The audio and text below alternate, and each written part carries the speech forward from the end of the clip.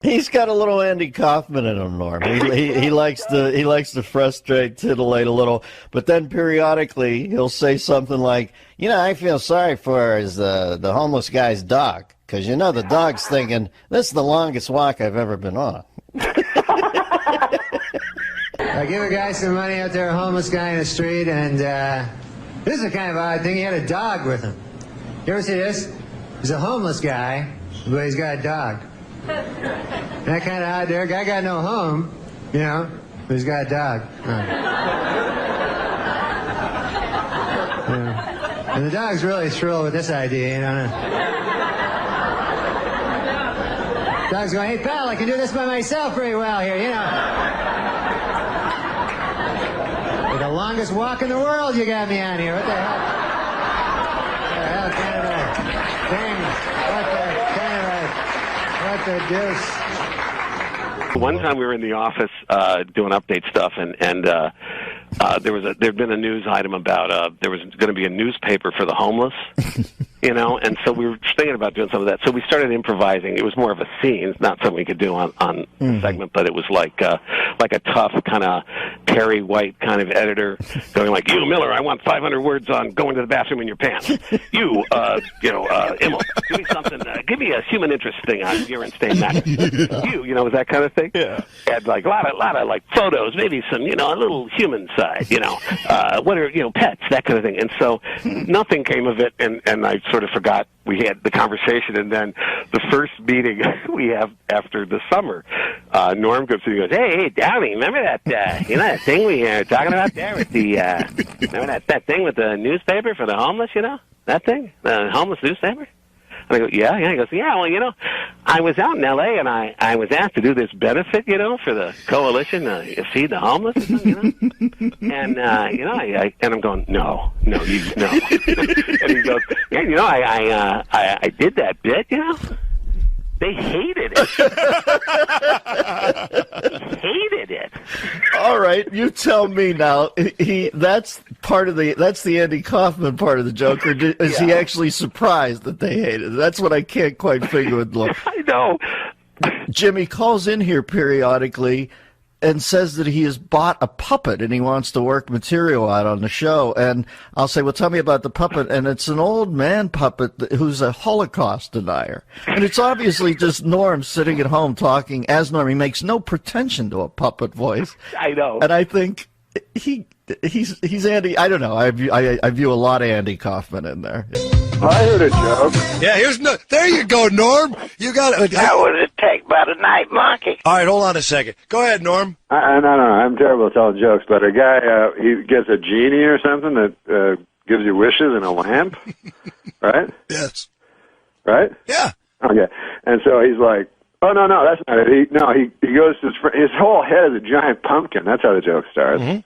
It's like a giant pumpkin, and then his friend goes, what happened? He's like, I found this genie in a lamp, and he gave me 3 wishes.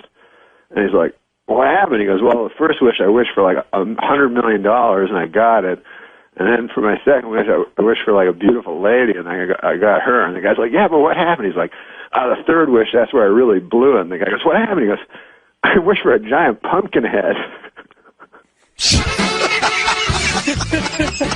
You guys got it. Really, put a CD out together. You know what I really hate? You know what I really hate? If you go anywhere with him, like for a couple of days, he does that on purpose. He'll tell jokes with no ending on purpose. I don't think you need one. Sometimes you can tell a joke like that. And then that happens. You don't need to have a joke. But I would like to tell you the story of the 3 people who was carrying the biggest cannon in the world to Spain. It was 2 boys and 1 girl, and they had this big cannon. It was 50 feet long, and they carried it over the mountains and under the valleys. And one day they get to the top of the highest mountain in Spain. So the first boy, he point this cannon to this castle, to shoot, because he was the boss, so he want to point it. And he turned to the second boy and he say, all right, hand me the cannonball. And, but the second boy, he say, I thought you had them. So wait, so listen, wait.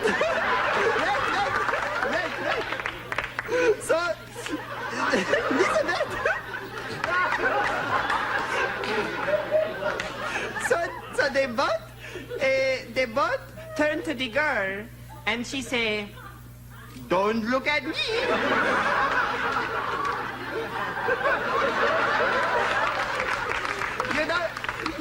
Because they forgot to bring the cannonball. They have the cannon, but they have no cannonball. They could not shoot. Do you understand? Thank you very much.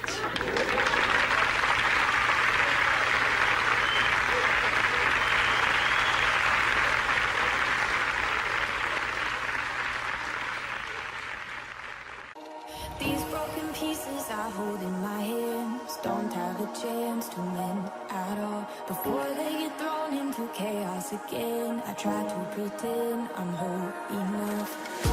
We stand in this world so unsteady.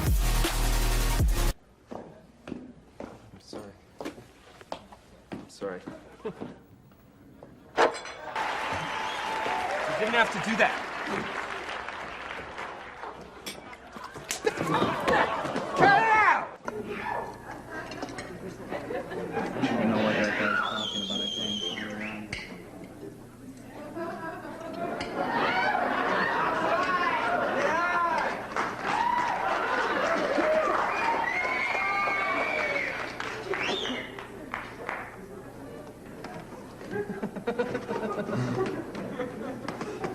You know what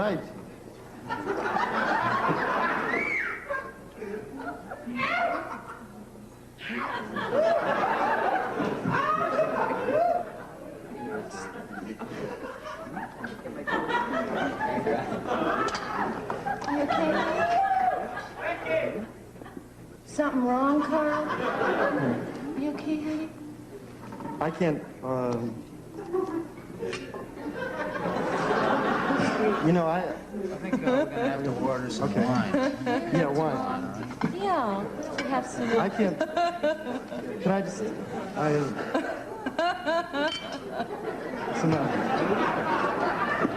Just say it. I can't play, I can't play stoned. I feel really stupid. You feel stupid. That's just great. That's just great. You feel stupid. I feel very stupid. You feel stupid. I feel Great. Oh, let's have some bread. Yeah. Yeah. What? I feel stupid. You feel stupid. I feel very stupid. No, because, where are you going? Well, I don't know. I think I'm gonna.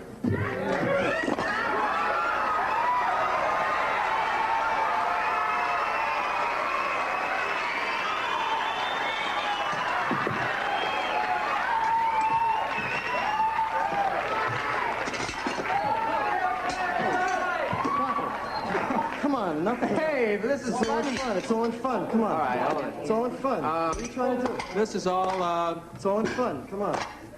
where are we now?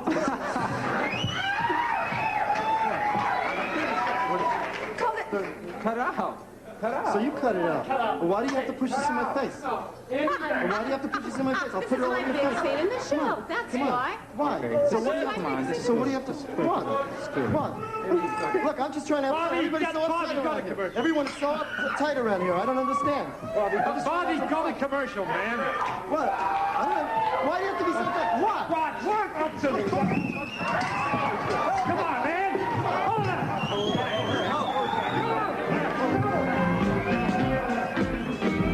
You're great, Did right? Norm ever bring a joke to you or an idea that even you thought maybe went too far? Because he Did he Norm? would really Norm, yeah, Yeah, there's actually because he really would push the envelope, you know. there was what see with Norm, even with me, like I'd occasionally, and you guys knew. Yeah, I know. when You Norm- would I tell know, me you in know. Hollywood Minute, you'd say, I dare you to do that. And I'm like, I can't. I don't want to. I got scared, but you're like, you're such a pussy. And he I'm like, would God love damn. that Hollywood. But when you were dealing with Norm, he would occasionally he would be in his Canadian geezer mode, and you couldn't get him out of it. He would just have to ride it out. You just have to go, okay, he's going to be doing like, huh? I'm sorry, I don't quite. Oh, that's right. I hear you, but I don't understand you. And that kind of thing. And so you'd have to go, okay, Norm, when you're ready to talk as Norm Macdonald, I'm here. And but anyway, so sometimes he would come in with things where he was clearly joking, and I would never take the bait. But one time he had this joke, which there's not a lot of jokes that offend me. They certainly don't offend me in the conventional ways, but they often offend me. It's just, I think they're just terrible jokes. But this one kind of did in a way in that sense. But he had this joke where it was, Woody Allen is dating again. And it was the image of the naked Vietnamese girl running down the road after the napalm attack. That old photo, that famous old photo. And so my only reaction to that was like, Norm, come on, seriously, you can't. What? He goes, no, come on, it's funny. Come on, it's funny. I go, Norm, no, it's no. And to this day, I don't know. And I go, Norm, please, if you do that joke in front of an audience, you're going to take down the rest of the show. The next 3 shows will be Rockefeller Center. You cannot do that. You can't. I mean, it'll take the temperature in the studio down 30 degrees. There'll be like ice on people's, beards and stuff. You can't do that. Rioting. No, come on, it's funny. So he and Frank was backing him on it. Frank Sebastiano, one of the best update writer ever, and he he loves it. And Frank was not. I would look over at Frank, and Frank was not. He wasn't like winking or anything. And so I go, okay. So we tried it at Dress, and it had precisely the effect I thought it would. Although who knows about future shows? But anyway, it was like this, this collective giant gasp. And then, so after that, Norm was willing to give it up, and then we didn't do it on air, obviously. But like years later, so that was like, I'm going to say that was maybe 1996. So at least 10 years later, Steve Higgins, who's current producer of the show, comes up to me and says, do you ever remember, and we're looking for a sound effect of an audience being like horrified, offended. And I got it. So I said, I directed them to that update. And I said, I'm pretty sure if you take that thing, the other thing is it will be uncorrupted by any laughter. So you'll get a nice clean take of gasping and horror.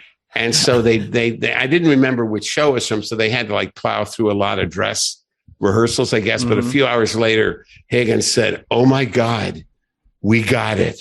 And it is everything you said." So they use it. And to this day, I'm pretty sure they have it on a cart. So whenever they need the sound effect of something, not just not getting a response, but getting kind of active hate, Yeah. It was that moment. Yeah. Yeah. Is it really my fault? 'Cause you try to hit me with your pity till I can't trust, but I still push on. Got me changing my ways, trying to fix it. Just go to huluplus.com/norm. What? I'm trying to speed up through this. Right now, sign up for huluplus.com. Norm Macdonald's podcast copy? /Norm. /Norm? You don't get any money from Norm. This isn't supposed to be. It's supposed to be /Bill. /Bill. They said Norm. Well, you know what? I like Norm Macdonald. Let's give him the money for the week. I didn't even know he had a podcast. Oh yeah, dude, Norm Macdonald.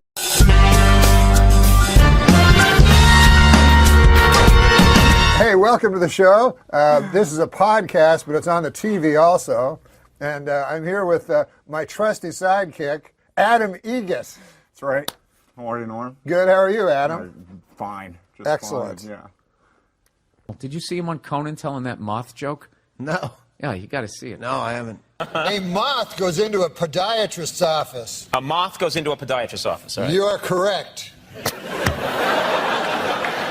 Dude, you know how many comics out there don't give a fuck, but kind of still do? You have to kind of still do to eat. That guy Norm truly doesn't. He's so fucking funny. One of my best opening monologue jokes ever. Did you ever see? Remember that whole thing when he was doing Weekend Update and they told him to make it funnier. So he didn't. He just was more Norm the next week. So eventually, of course, he gets fired. So then he goes. goes off into the Hollywood world. He's got a TV show or a hit movie or some shit. So now they bring him back to guest host on SNL. And I'm going to butcher this, but he kind of came out. He's like, yeah, so, you know, people know I got fired from this show. So now they got me back hosting, which means either I got a lot funnier or this show sucks. That's what he opened up with. And I know that wasn't approved. Sorry for the bad Norm. I'll have Jay Moore on to make up for it. That was a great Norm. I haven't gotten funnier. The show has gotten really bad.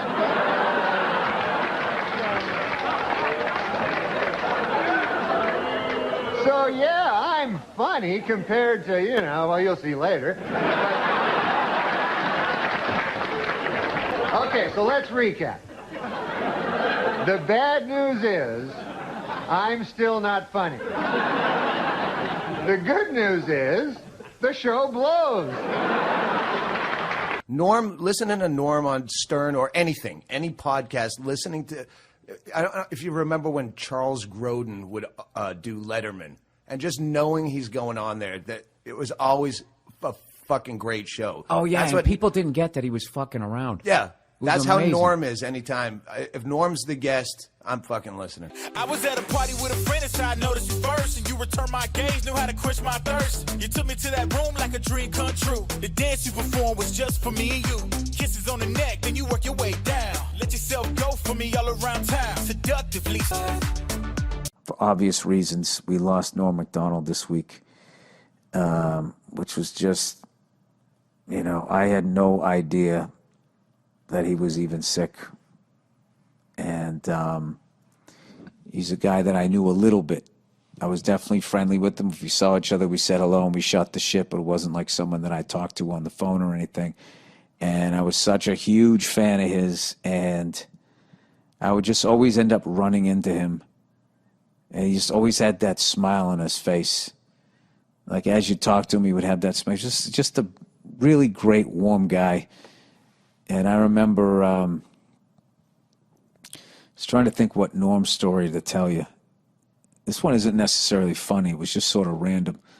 I went out to go see Bill Cosby in concert right before all the bullshit happened out in Pasadena. And he played this theater out there, which interestingly enough was where they had the 25th anniversary of Motown celebration, which is the first place Michael Jackson publicly did the moonwalk. I saw Bill Cosby at that theater, and I remember they had it all set up where, like, they almost built him like a little living room. He had like an Archie Bunker type chair, a little square rug, and then like a side table where he put his water. And he just came walking out, and there was the mic. There was no mic stand. It was just sitting on the chair, and he just came out. You know, he kind of walked a little bent over, came walking out, waved to everybody, sat down, picked up the mic. And for like almost 2 hours, just, you know, hour and a half, just killed. Just fucking killed. Had the crowd in the palm of his hand. Masterclass of stand-up, right? So I leave with my lovely wife, and I go out front, and who's standing there is Norm Macdonald. He was like, hey, Bill, hey, how you doing? And I talked. It was like, no, what's going on? I was so psyched that he knew my name and all of that stuff, and I think I had met him before. And then we just stood there talking about comedy and how amazing it was to see Bill Cosby and how good he still was. Like I said, this was before all the bullshit happened. And my admiration for the guys, it went even higher. That, you know, I understood why I was there, but I thought Norm was so good that he didn't need to be there. And he was still there, still trying to learn and everything. And I was thinking, like, wow, this is why this guy is so fucking amazing. And, you know, he's just was somebody that you couldn't just watch one video of him.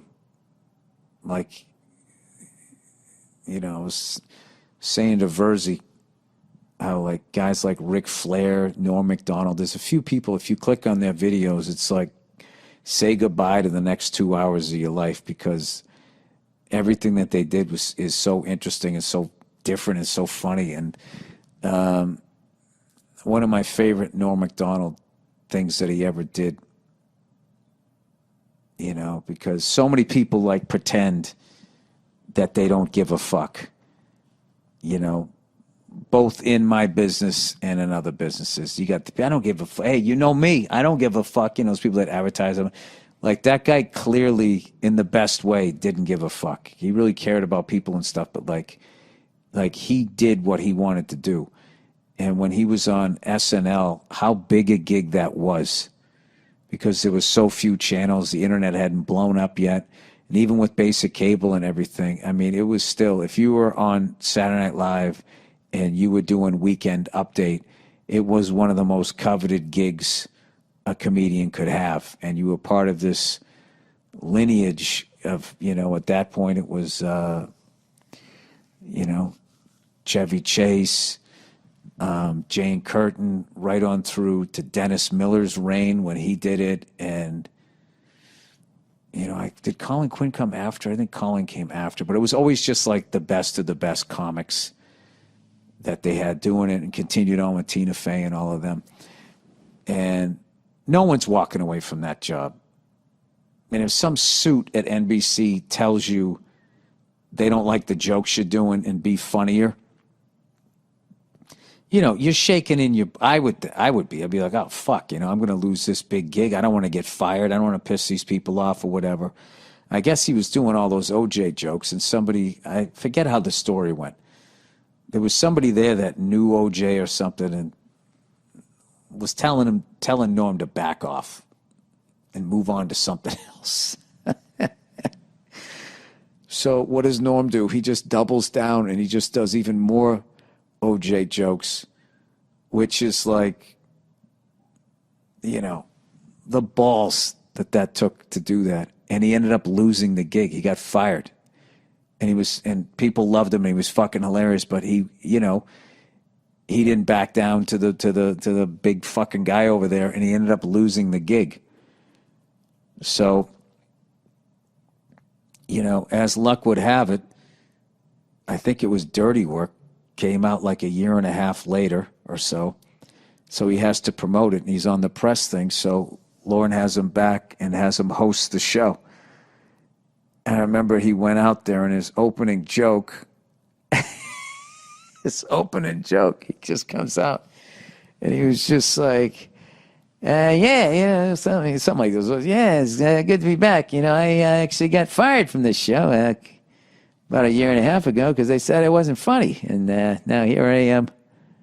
I'm hosting the show. So that means one of two things. Either I got a lot funnier or this show sucks. And then he had that big shit-eating grin on his face, and he started laughing. And then he proceeded to do a bunch of OJ jokes. Then it occurred to me, I haven't gotten funnier. The show has gotten really bad.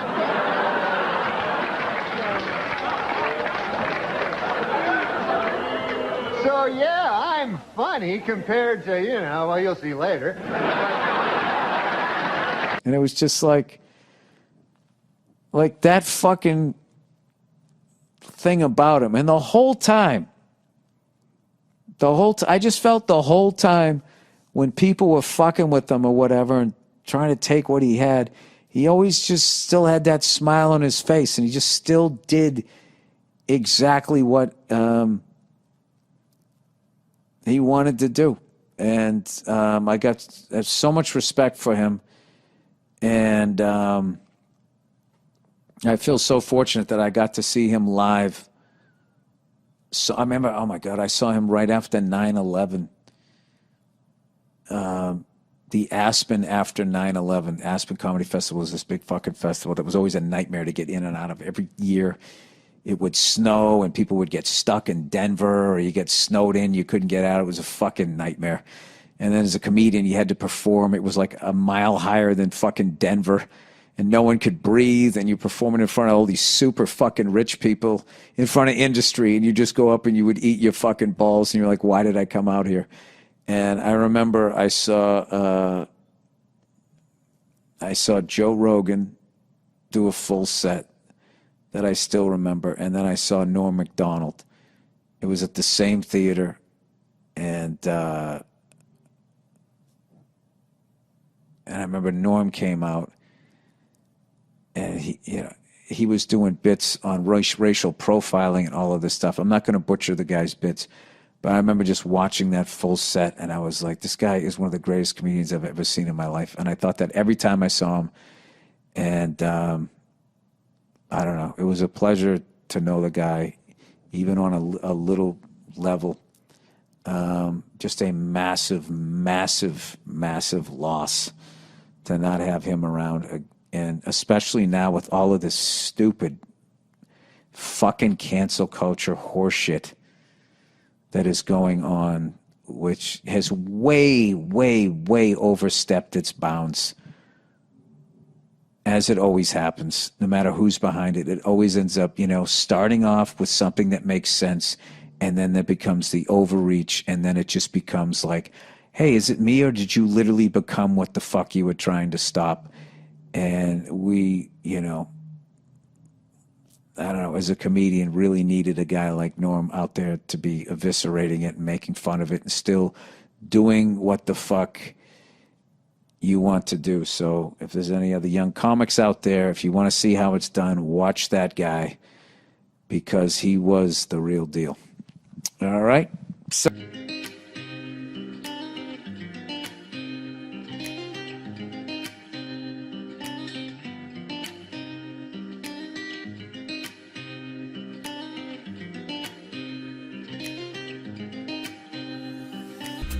once again, rest in peace to the great Norm Macdonald. Just truly, without a doubt, one of the greatest stand-up comedians I ever saw in my life. And just such a great guy. And it's just so sad that he won't be around anymore. But I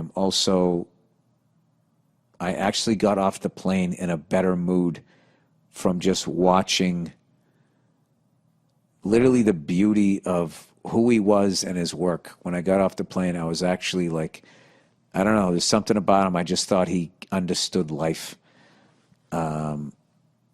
Just a really warm guy. God damn it. It's always those guys that go. So there's your lesson. Don't be nice. You'll live forever. All right. Talk about this new movie called Dirty Work. Dirty Work. Yeah, Somebody's got to do it. I read the synopsis of it. It sounds like a lot of fun. Two guys who just can't seem to get it together, right? Yeah, we can't get it together, so the only thing we're good at is getting back at people. Yeah. So we open a revenge for hire business. Yeah. I like this. Yeah, this is good. So if you need revenge, you see, you'd come to me and I'd figure out a revenge. Let's suppose there was somebody that was getting, was a mean, then you... Treating you unfairly. Exactly. I would come to you and say, I want revenge. Yes, and I'd figure out a way to get you revenge. Well, you do this in the movie to Don Rickles, don't you? Yeah, Don Rickles was great. Well, what did he do to deserve some revenge? He was just Don Rickles. What I love is that I read that you wrote insults for him. He didn't like them at all. He wrote his own insults. Yeah, he just did. We just said, do whatever you want. Yeah, you can't. And he just insulted us. And it was great because it's funny when he insults you and it makes no sense. Yeah. Like he'll just go up to you and go, listen, why don't you go to Alaska and live in a shed with a rake? And you go, what does that mean? You're talking to the right person. He thinks he loves Don Rickles. Great. Oh, God. So you like acting, huh? So this could be the beginning of a whole new career for you. Yeah. Just like Chevy left Saturday Night Live, went out to Hollywood, became a big movie star. Well, acting is tough. I mean, one of the toughest things is you don't have your own name. Like, my name's Norm, as you well know. Sure. And my character's name in the movie was Mitch, you see? So in the scenes, like, a guy would say to me, hey, we better get going, Mitch. And I go, huh? And then they go, cut, Yeah, right. you know? You're not used to this. Right. So then the next time they go, let's get going, man. We got to get going, Mitch. And I go, yes, me, Mitch. Let's get going. I'm Mitch. And then they go, cut. And Bob Saget directed this. Yeah, well, there's bad news and everything. How is young Saget? He's actually right over Bob? there. Hey, Bob. Come on over here. Bob Saget.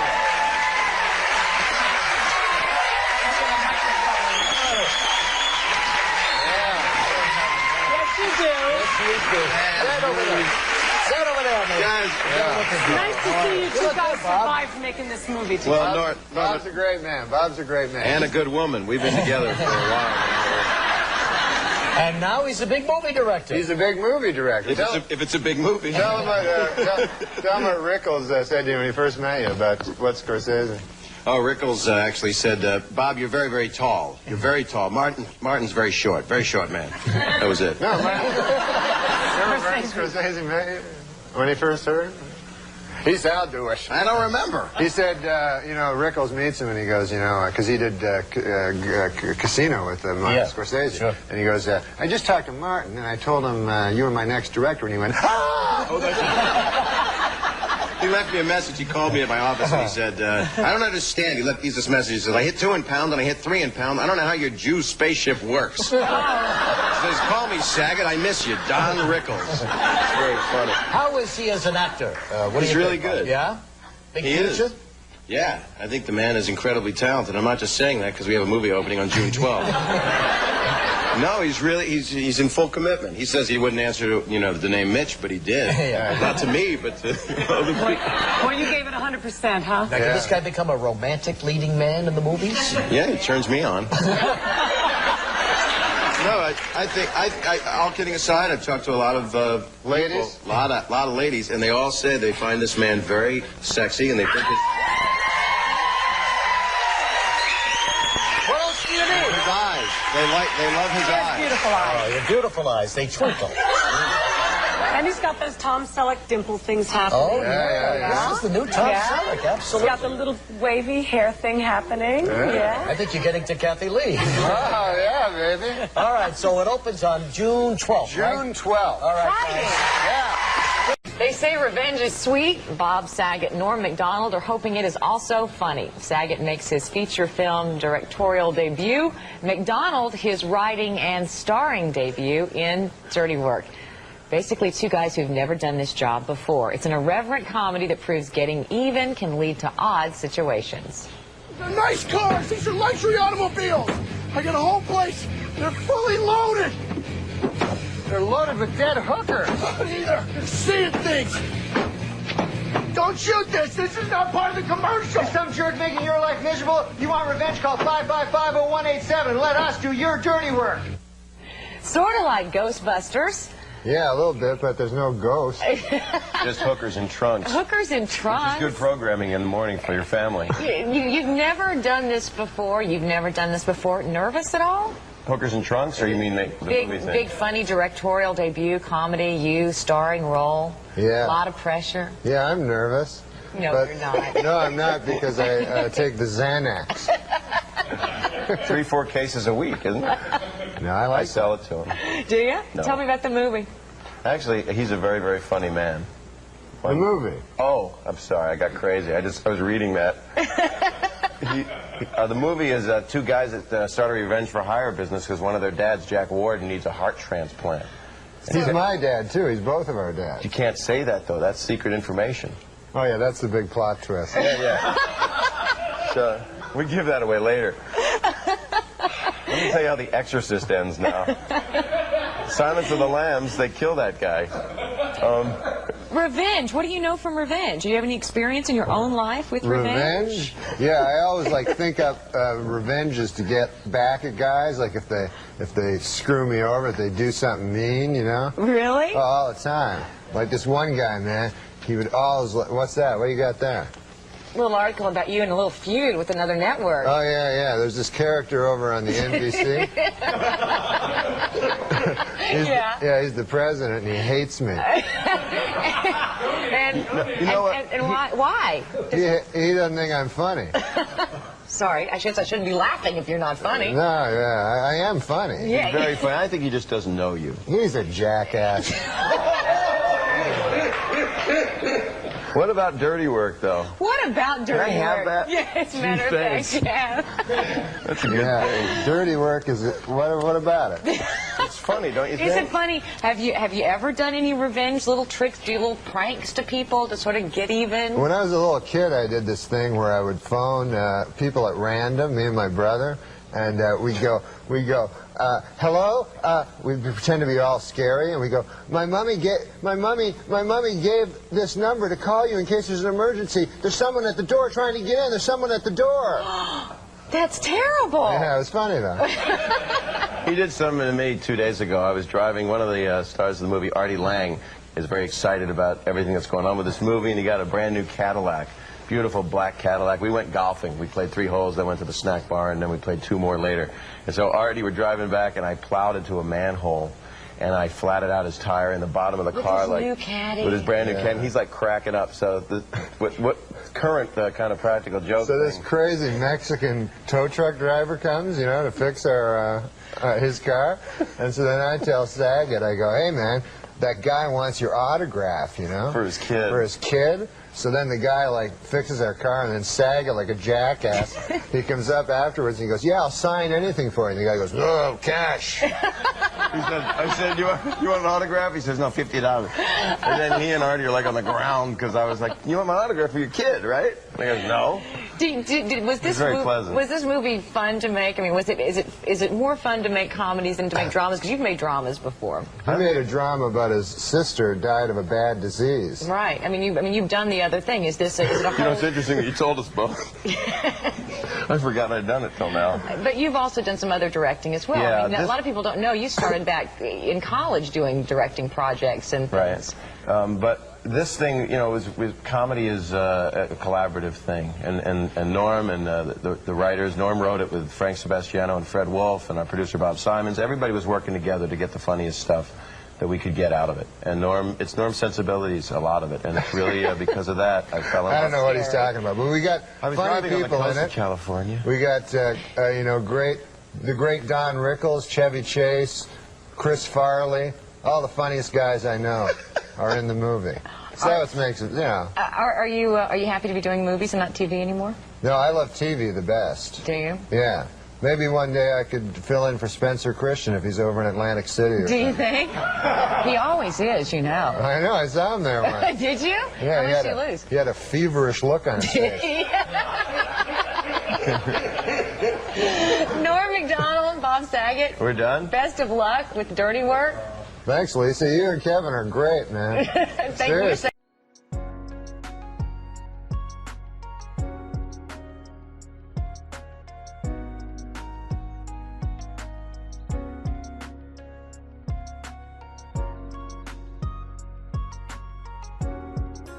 But you wrote a sequel for Dirty Work. I did. And we had the money?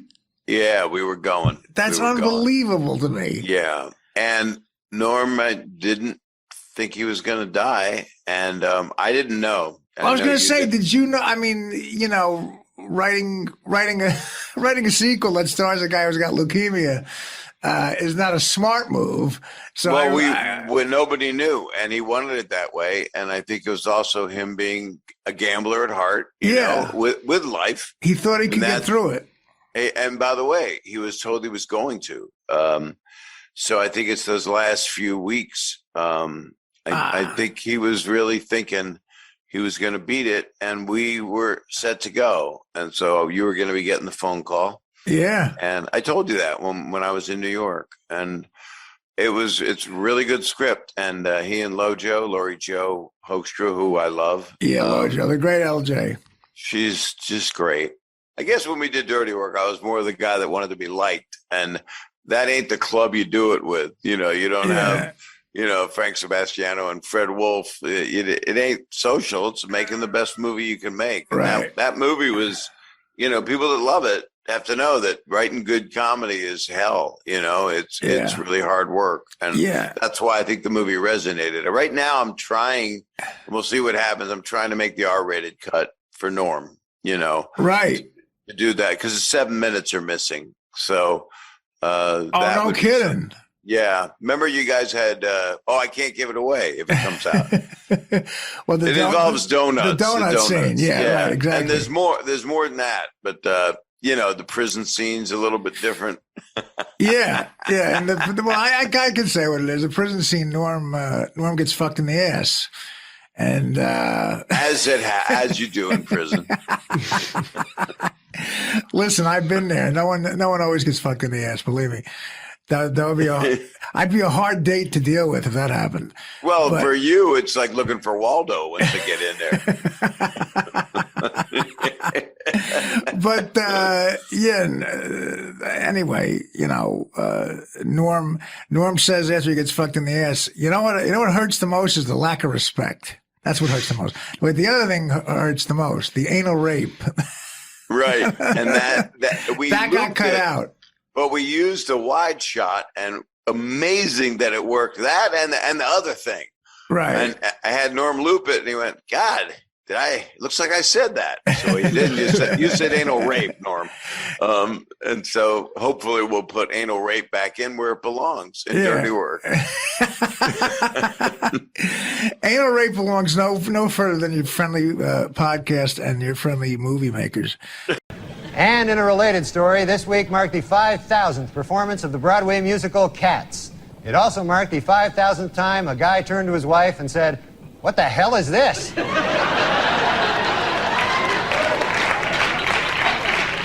Just your manager, Jimmy. Oh, is he back there? He asked me to go to cabaret with him tomorrow night. Is that true?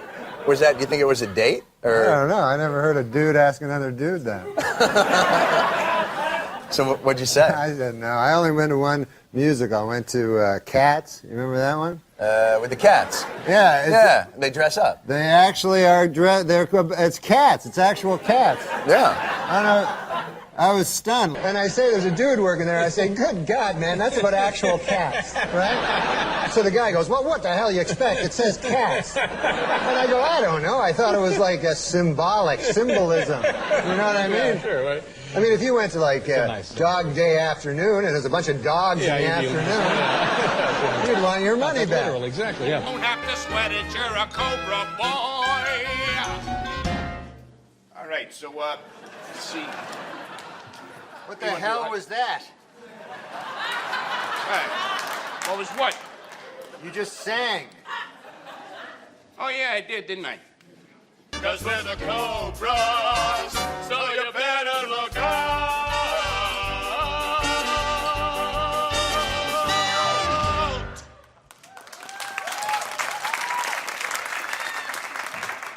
What? How you come up with a song so fast? No, just came to me. What about? Just came to you. Well, it was perfect. It was like you rehearsed it or something. Here's the plan. Get over here, guys. The Panthers hang around 34th and Main. They're pretty juiced by midnight. And that's when we strike. Right. That's when we...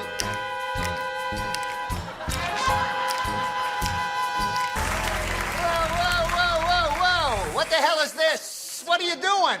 We're being Cobras. Look, that's it. What is up with you guys? What? He started singing, then he started singing, then he started singing, then he started singing. So I started singing. It happens. No, it does not happen. This was clearly choreographed. The Panthers are coming to get you. I saw them down the street. Okay, now listen up. Here's the plan. We're going to ambush the Panthers. Honey! Oh, no, that's not good. Okay, Big Jake! Oh, God, this isn't working out.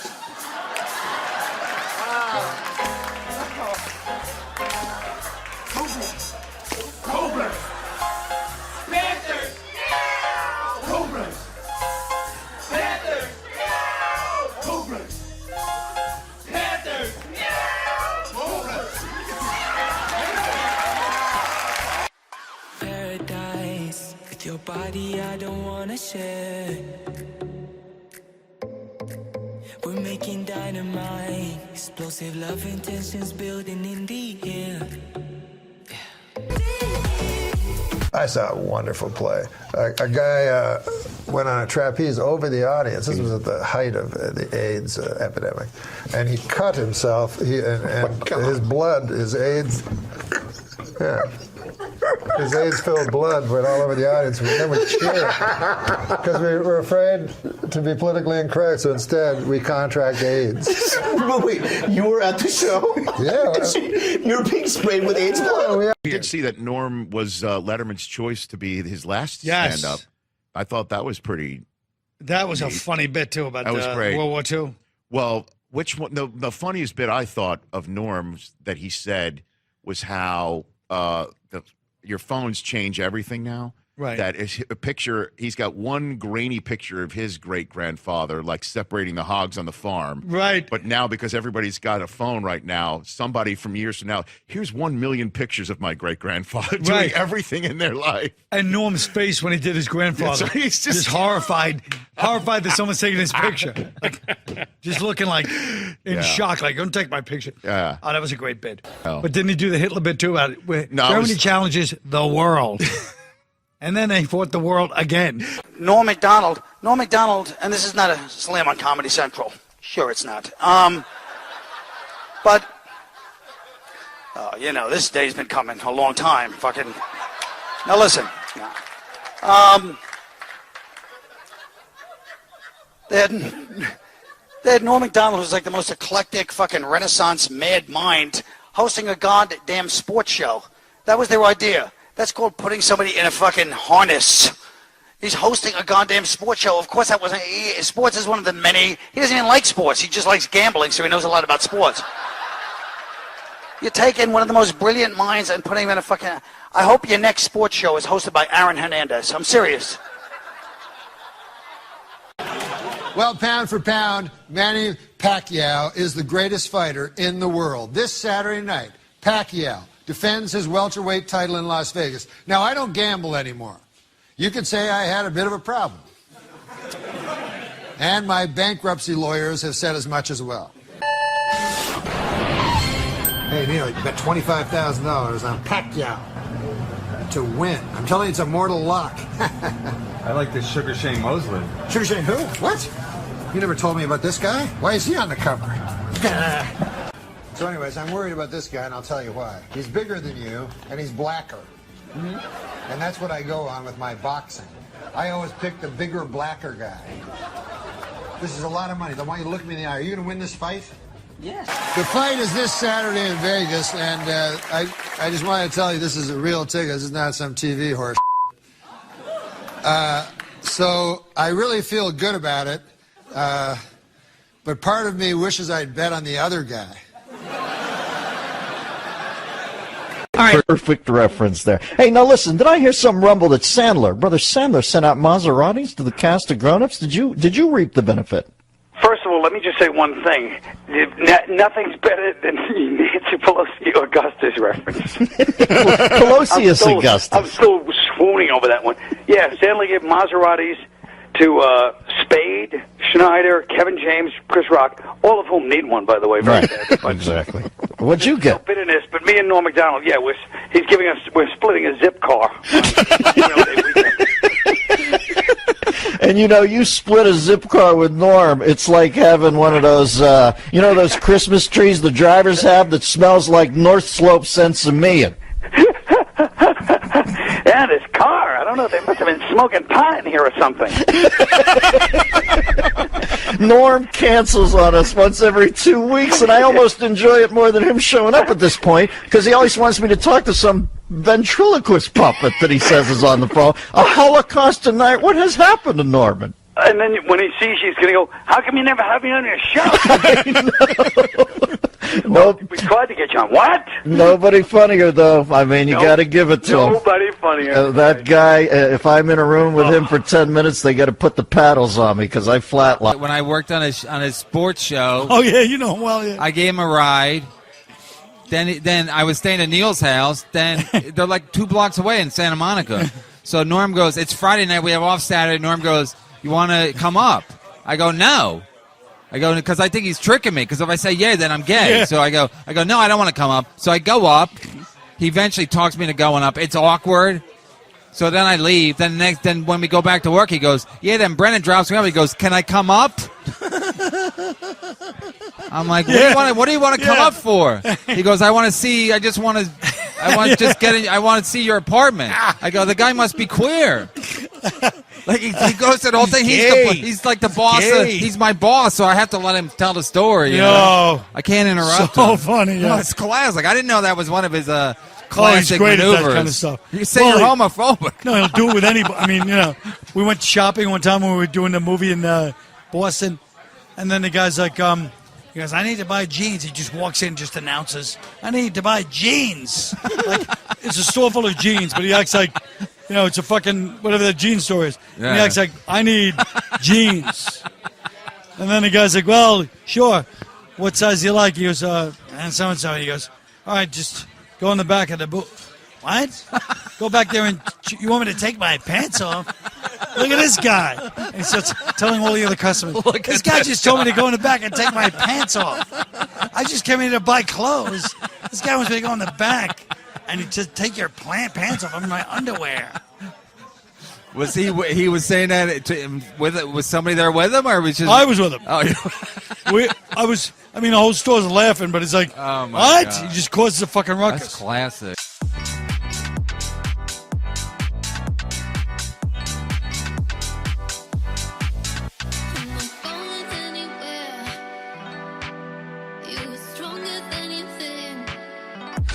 Well, I don't understand what complex mathematics is, but one time I was in an elevator with Norm Macdonald, and we're in the elevator with these guys, because Norm Macdonald in an elevator is very, he'll he will literally say the worst thing you could say about somebody and then leave, and you're left there with all the people. That's his thing, one of his things. But there's two guys who were talking about some complex mathematic thing. This is in the late 90s at 30 Rock. And they're saying these, I didn't even understand what language it was. It was a really deep mathematic thing. And then Norm Macdonald, who had never brought up math or anything like that to me in his life, goes, and starts speaking to them in this, what sounded like tongues. And they're like, oh, but, and they start speaking the binary, and he goes, and he starts speaking this mathematic talk, and then they leave. And then he goes to me like, yeah, those guys are nerds or something like that. And I was like, what? How do you know that? How did you know what they were talking about? How did he know? He's like, he's a nerd too. He knows something deep, he knows these things sometimes. He's a very smart guy. Really smart. Yeah. One of those guys that just, he'll just pretend not to know something. And he'll be like, that's like, and then you're like, what? Anybody walks in the room, he knows what they're talking about, Yeah, he's a guy that really should have had a podcast a long fucking time ago. Right, and I know right. he's doing something now. He sent me a text message the other day that he's starting to do a podcast now. Hey, Joe, I'm doing finally a podcast. Doing that thing we talked about. He should have done a lot because he had that show on Netflix, but they muzzled him when he went on the Howard Stern show. Right. And he was saying something, and he didn't want to say retarded, so he said, you'd have to have Down syndrome to believe that. Because he thought that'd be a better thing to say. But here's the thing about Norm. I'm still not sure if he thought that would be a better thing to say. Right, you never know. Because he's so smart. He might have been doing it as a double troll. Yeah. No, Norm is capable of the double troll. It's like, I don't want to say retarded. Down syndrome. The double troll, exactly. Yes, he's the master of that stuff. I randomly wound up sitting next to him on planes twice. On two different occasions, just I go, Norm, out of nowhere, and he's sitting next to me. And one time, we're sitting there, we're talking, and we're having a good old time. And then he's talking about, I quit smoking. He's telling me how he quit smoking and finally quit smoking. And he's telling me all these things. And then when he lands, he literally, he can't stop himself, runs into the airport store and buys cigarettes. And he's lighting it as he's leaving. I go, I thought you quit. He goes, I did. But all that talking about smoking makes me want one. And he's like, before he even got out the door, he's lighting the cigarette. He just couldn't stop himself. But he goes, all that talking. He's the one talking about it. All that talking. He always puts it on you. That's what's great about it. But he's like, this guy talks about smoking. He got me back smoking. But it was so crazy because I was like, that's great, Norm. It's so great you quit. And he's like, fuck, I want a cigarette. Yeah. No, he always do I don't drink, I quit drinking. And it was like, oh, really? Did you drink a lot? Yeah. I quit. I finally had to quit, It's hard, but I did it. And they're like, oh. He goes, yeah, because I got fucking wasted last night. And I said, I'm never going to drink again. I was drunk. And people are like, wait, I think you quit. Yeah, I quit. That's what I'm saying. He's always... Last night? Yeah. It's like an elaborate, Abbott and Costello routine. Yes, exactly. Well, the gambling, too. He fucking loves gambling. Yeah. Loves it. Oh, yeah. Yeah. But that's a thing. A lot of these great comics are, really impulsive. Yeah. It's something about, the ability to say some of the crazy shit that he says. Yeah. It's, you have to have this hot wire. Yeah. It's just you just want to touch it. Ah! Yep. Oh, no. He's one for the books. Yeah. On the subject of SNL, and it's sweet when you took over for Norm, and Gilbert and I haven't said anything. Gilbert, I don't know. Have you spoken publicly since Norm passed about him, Gil? I think I don't know if We haven't said anything on this show, Yeah. which we would like to do now. You both knew him well, but the bartender speech when you took over, and obviously it was a very awkward period for you. Oh God! To be stepping into that role, and also a friend's job. Yes, yeah. It was like we lived in the same building too. You know how you go to your favorite bar and your local bartender isn't there? You ask, where's Jeff? Jeff no longer works here. I'm Steve. And you're thinking, hey, who's this idiot? I like Jeff. But you still want your drink? And even though Steve doesn't mix your drink the same way you're used to, like Jeff, you still like the bar. You don't have to go to a different bar.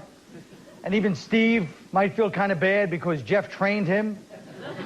Did he ever say anything to you about that? Did he ever give you a He blessing? was so No, but he was so classy in not saying anything. Yeah. You know what I mean? Yeah. So that's all. You have that great I'm Steve, what can I get you? Yeah. The bartender piece. Well, I'm Steve. What can I get you?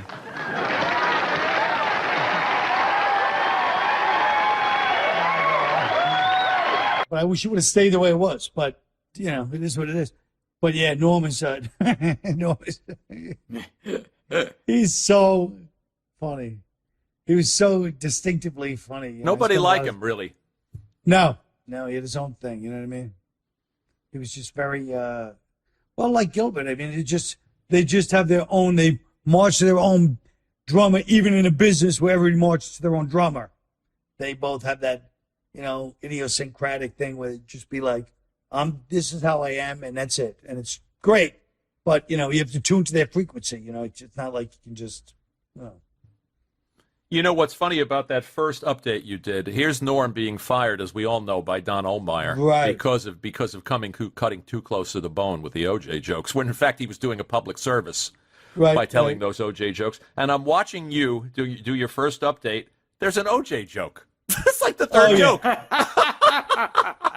Yeah. In the February issue of Esquire magazine, O.J. Simpson said that if I had killed Nicole, it would have been because I loved her very much. And then he said, and if I had killed Ron Goldman, it would have been because he accidentally witnessed me loving Nicole very much. Somebody should buy this guy a John Gray book, all right? You shook his hand once? OJ? Getting out of a car? Well, he was getting out of a limo? He was getting out of a limo middle of the afternoon. And I have no psychic energy. I've never had those kinds of things, you know. But for whatever reason, this was in an afternoon. He's getting out of a limo with a girl. It's spring break. It's packed with people. It's Florida. And they're like, hey, do you want to meet OJ? I go, yeah, OJ. He's greatest running back of all time.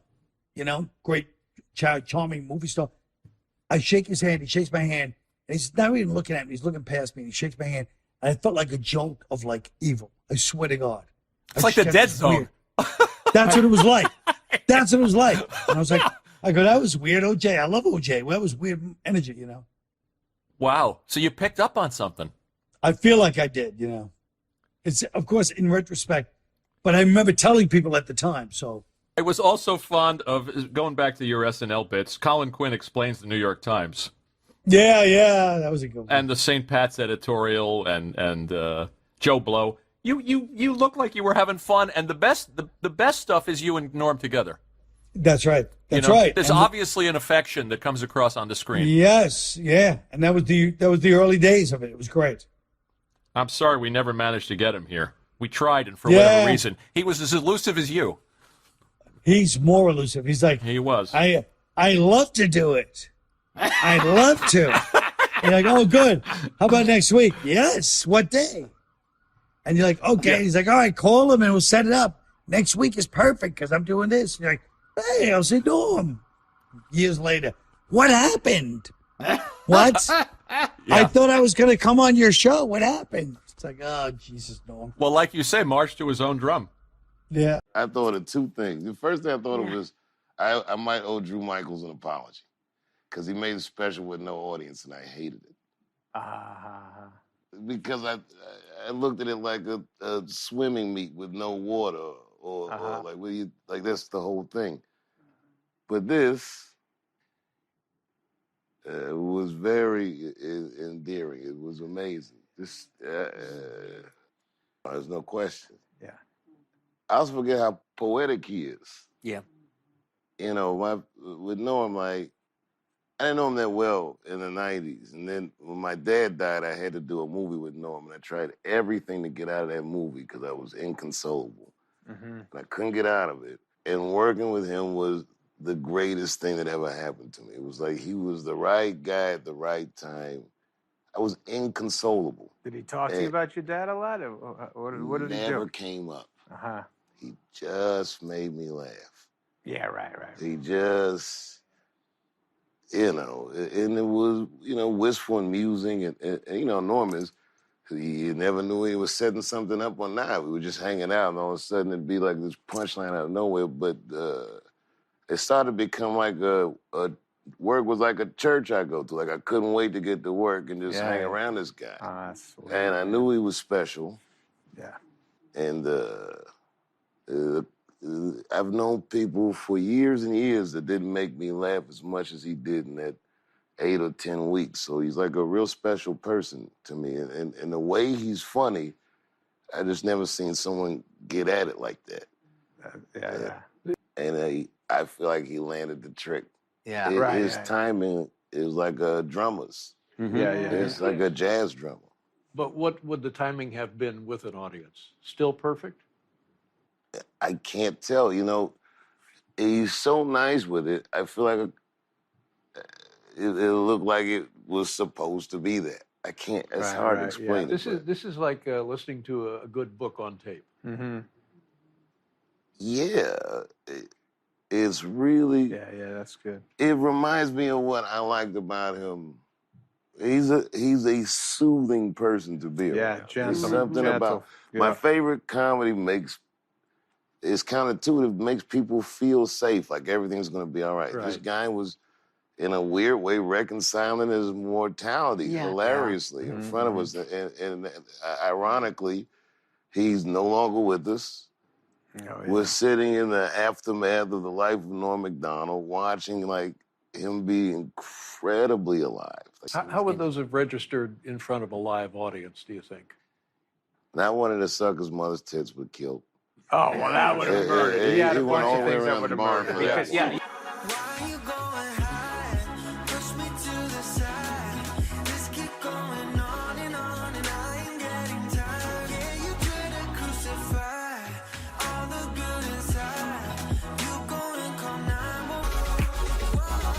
When he smiled, I could picture him as a child. Oh yeah. He is he was my senior, but he's got a boyish charm. When he laughs at his own jokes. Him laughing is amazing. There's something just joyful about watching it. Stay safe, folks. I love you. I would drop the mic, but I paid for it.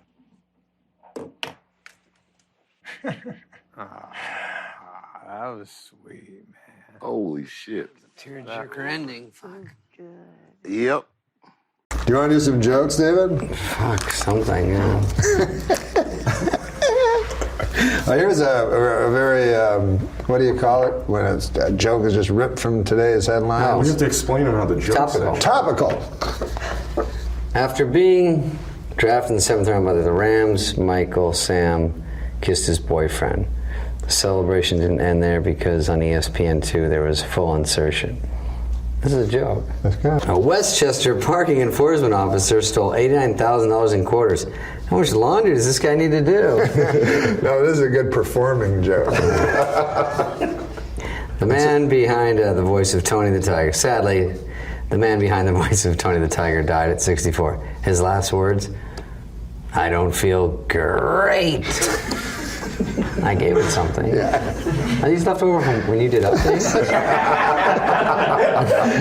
We are living in a golden age. I go, can we just tell people we went in the behind and we don't have to really do it? The behind. I'm trying to clean up your fucking show. We're living in a golden age of Adam masturbating to interracial granny porn. Jen told you that one in confidence. That's fine. To stop a pit bull attacking her daughter, a Texas man bit the dog. Well, that's an interesting story. A man bites a dog. It's not what I would call news. Man bites dog? Yeah. Used to be dog bites man, right? Yeah. Is that the joke? Yeah. I don't get this. I don't get it. Really. Do you write these for real? These come from the fucking YouTube subscribers or whatever.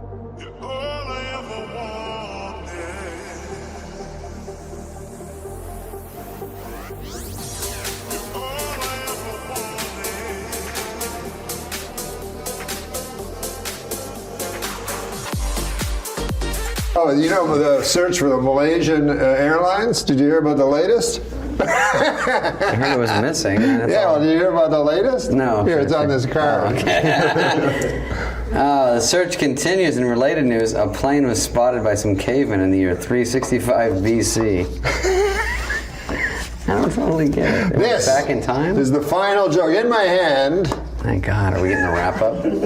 I may not have book smarts, but you know what I have? Supermarket flyer smarts. You know where I got them? From reading a lot of supermarket flyers. That can't be one of the jokes, is it? Jesus. Dude. Did you ever think? I smell a mass firing. Is this going to go down as a test show? No. You better fucking air it. Listen, did you ever think that I wanted to... Jesus Christ. Test show, test show. Final joke. It's growing on me. From David Spade, a man in Chippewa. A man in Chippewa. Did you help me like with that one? A man in Chippewa allowed a hyena to eat his penis after being told by a witch doctor it would help him become rich. Is it me or does it sound like that hyena and witch doctor were in cahoots? That's pretty. I'm glad you saved that for that. Well, I can tell a joke. Go for it. Yeah, please do. Please. Yeah. There was a little boy in school named Dirty Johnny. Now, he's not dirty in this joke, but he'd always be a hellion in class, and the teacher didn't think much of him. So the teacher has a project, or not a project, but an in-class thing. How'd that go again? She says, now, this is what you're going to do here, class. I want you to stand up. I want you to stand up and tell the class what a story from your life. And then afterwards say the moral to that story. So a girl puts up her hand. Yes, Becky, what's your story? So Becky stands up. She goes, my dad works for the hatchery here in town. And what happens was he got about 15 eggs. And he put them all in one basket, all the same basket. So he put all his eggs in one basket. And he put it on the horse and buggy and drove back home. And by God, Becky says the bouncing and all the eggs broke. Well, that's a good story, the teacher says, but what would the moral be to that? Becky says, well, the moral is, don't put all your eggs into one basket. But goddamn, says the teacher, that's a good one. Anybody else? Marjorie puts up her hand. Marjorie, what's your story? She says, well, my dad works for the hatchery, as all of us. Thank God for the hatchery. She says, or we'd all be lost. But anyways, my dad knows that eggs become chickens. And so he was counting his chickens, and he added in the eggs, you see. And then he put them on a horse and buggy to go to town, and they all broke.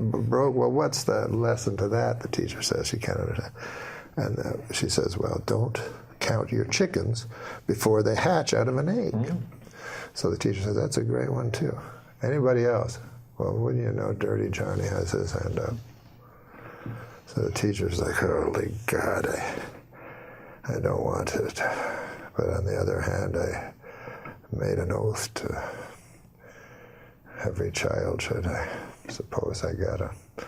All right, Dirty Johnny, what do you have to say? Johnny stands up. The story's about my Uncle Terry. He never worked at the hatchery on account he was in Vietnam, and he got disability. He don't even like people who work at the hatchery. But the story happened far from these shores, in a little town called Da Nang. Terry was not well liked. His whole troop left him, abandoned. And he woke up in the weeds, and all they left him with was 3 bottles of Jack Daniels, some weapons. Terry stood up and downed 1 bottle right away. Said, if I'm going out, I'm going out. He took his Balishnikov and a couple of Glocks and his 2 bottles, and away he went. He found a town. And he didn't know if it was Charlie or if it was one he was sent to protect. But all he knew was he had hate in his gut. So he started firing. And he fired the Kalashnikov with an arcing kind of, like a farmer would with hay, with a scythe. And sure enough, the men fell like hay before him. And then the women, and by God, I'm ashamed to say it, but then the children. And finally, all was left was Uncle Terry standing in the mud and the blood and the glory. And he touched his pants, and it was wet, and he said he was ashamed. He felt shame, Uncle Terry, for he'd pissed himself. Well, he touched it again. It was not urine at all, but ejaculate. And Uncle Terry felt pride where shame once was. And the teacher's like, good Christ, what kind of a story is that? What the hell is the moral to that? Well, he says, when Uncle Terry's been drinking, you don't fuck with him. Now, especially if you work at the hatchery. Now, listen.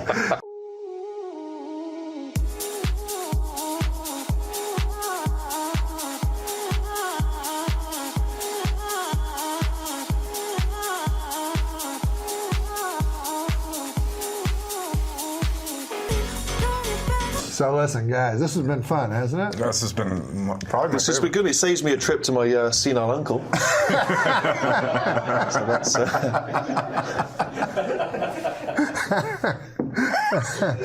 Oh, hi. I just wanted to say that my father loved dogs, and he loved the 2nd annual HCA Award.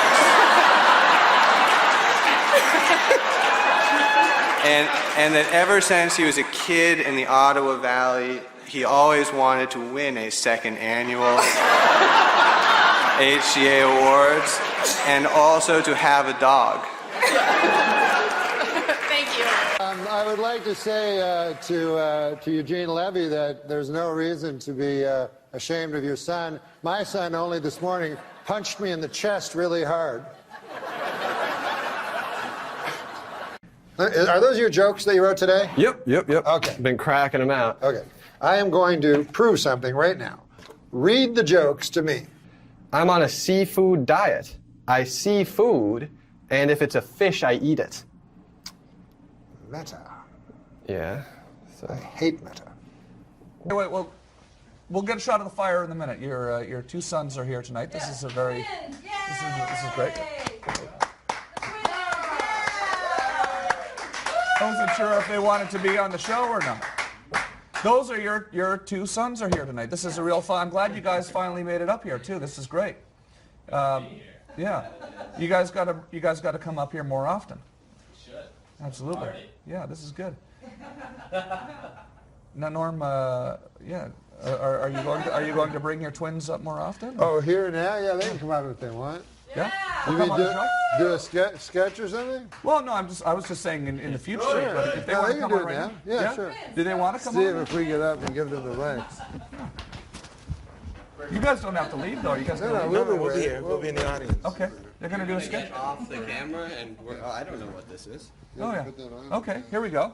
Ladies and gentlemen, we are live on the internet right now. We're I should hold the box. Trading seats here. Norm's twins are nice.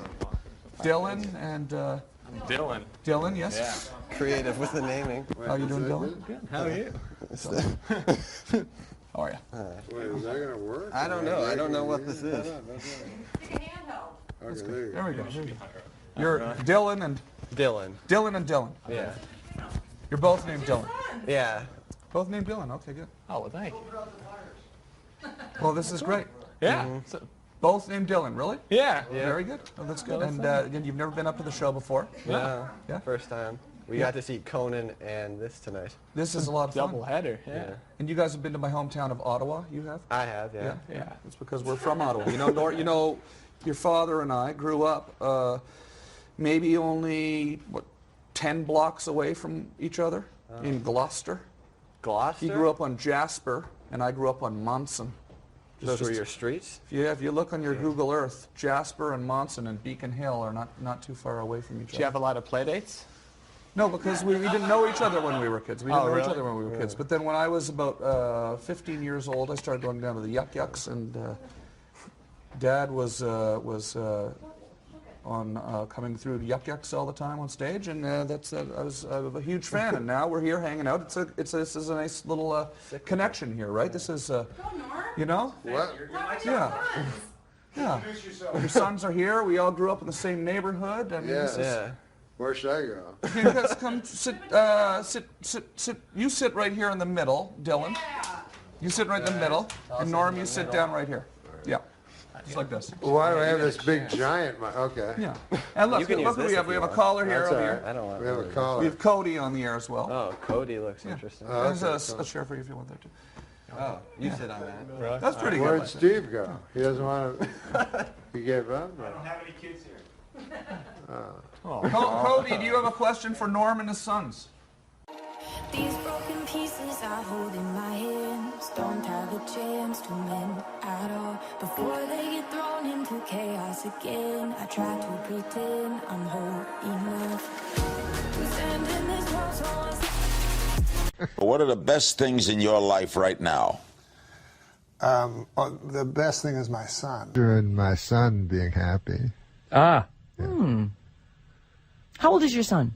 He's, 10, 15?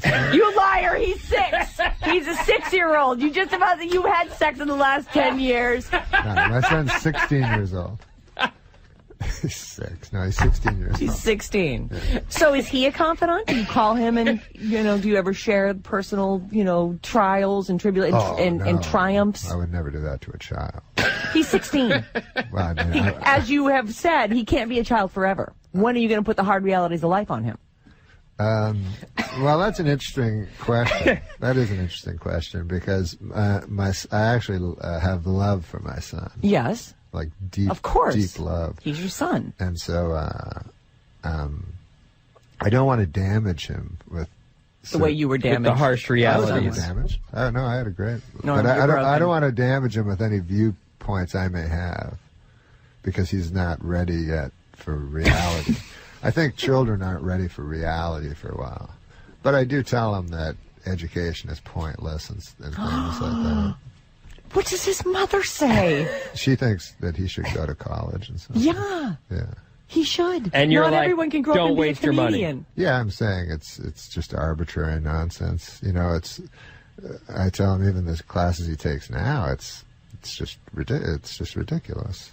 That algebra has no meaning and none of this stuff. Unless he becomes an engineer. Well, unless he becomes. Do you have no hope for this child? Unless he becomes a math professor. But I mean, you think it's a coincidence that they have 6 subjects out of 10 billion that they teach in school? And then you pick one of the 10 billion to focus on. No, you have to. Need they don't basic teach you math. 10 billion. You need basic language. It's lovely when the school has art or music, which none of them do anymore. A little PE to keep us from getting fat. Come on. Yeah. No, they have a little some science, some of the basic science stuff. Sure they do. Of course they do. No, I tell him if he wants to go to college, he should have a goal, to be. He can't. He's 16. No kid at 16 has a goal. Their goal is to be a rock star. Oh, you know or what I'm have gonna do? sex. Well, right. I mean, that's actually the goal. Does he want to have sex? Or did you tell him, oh, don't bother with that? There's nothing for you in that. It's just repetitive. It's over and over. I Same would thing. discuss something like that with him. I hold him in too high esteem to discuss it. We're super short on time. I've already missed my traffic thing. I'm fascinated. I don't know whether to slap you or hug you. Like, seriously, I feel like someone needs to shake you and knock some sense into you. We are going to take a short break. Or maybe you. What? Maybe you. Knock sense into me? No, I'm doing fine. I'm good over here. Oh, me too. No, you're not. I'm telling you. I know from broken people, Norm Macdonald. Everybody lies, right? You gotta lie there, but you ever lie for no reason? That's a bad lie there. You know, usually there's a reason, like you want to protect somebody's feelings or, you know, screw over your buddy or something like that, but you ever lie for no reason at all, just all of a sudden a big lie spills out of your evil head there? You know? And you don't even know, like a guy comes up to you and go, hey, you ever see that movie with Meryl Streep and a horse? And you go, yes. And in the back of your head, you go, what the hell am I lying about over here? I stand to gain nothing by this lie. The hell am I thinking back here in my head? I don't know, man. You know, Norm's one of those guys, he'll write something, it's a really funny joke, but also let you realize he's a sick fucker. You know, it's like he said, yes. You ever find yourself, one of his Norm's bits, which I just thought like, I fell off my chair, and he said, you ever find yourself lying, telling a lie, and you're halfway through, you realize, wait a minute, there's no possible way I could benefit from this lie. Why am I lying? Say, hey, did you see Avatar? Yeah. To me, that's just a monster. Yeah. You know, that's a twisted mind. Yeah, he's. Is the First Lady a compulsive liar, though? It's beginning to look that way. In an interview on last night's 2020, intended to promote her new book, It Takes a Village, Mrs. Clinton folded under tough questioning by Barbara Walters and admitted that, in fact, it does not take a village, and furthermore, that she was aware that it does not take a village when she wrote the damn book. Meanwhile, President Clinton is hard at work on Tuesday's State of the Union address, in which he'll focus on crime, education, and the economy. At the request of the First Lady, part of the President's speech will be huge lies.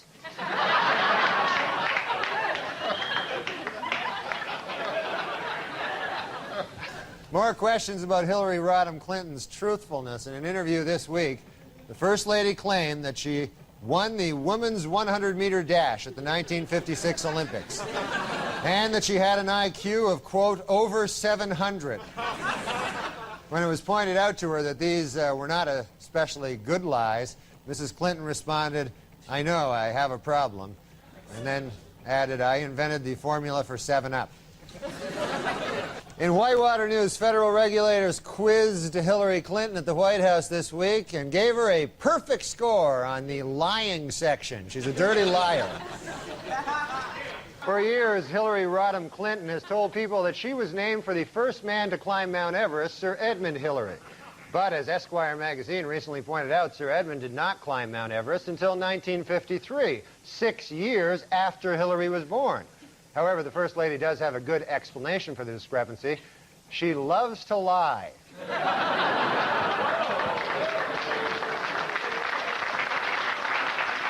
A former Arkansas banker told the Senate Whitewater Committee this week that he gave Bill Clinton a $20,000 loan as a favor, even though it was, quote, unacceptable banking practice. In response, President Clinton stated that he has no recollection of such a loan, while First Lady Hillary Clinton said, we've never even been to Arkansas.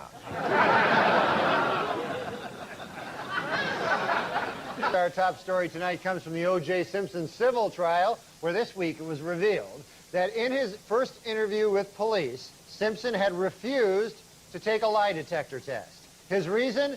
It detects lies.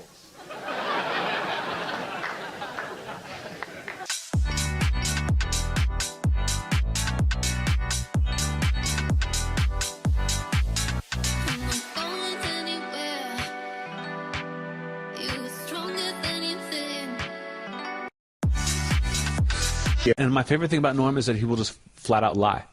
just for his own entertainment, he'll just tell you a story that has never happened. He's completely making things up. I was with He does it Larry all the Flint time. at the White House.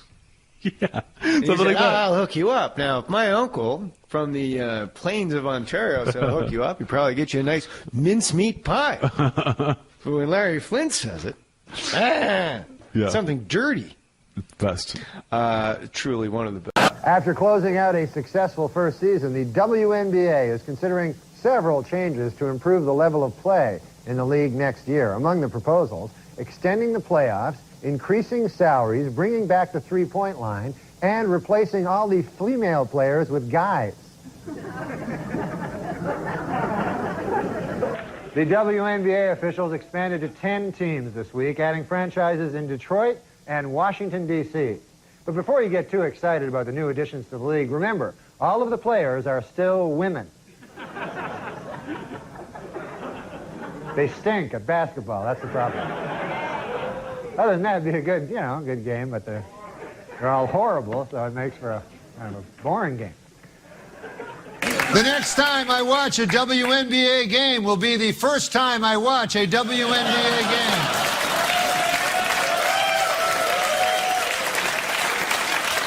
Hey, WNBA, I got an idea that'll sell some tickets, shirts, and skins.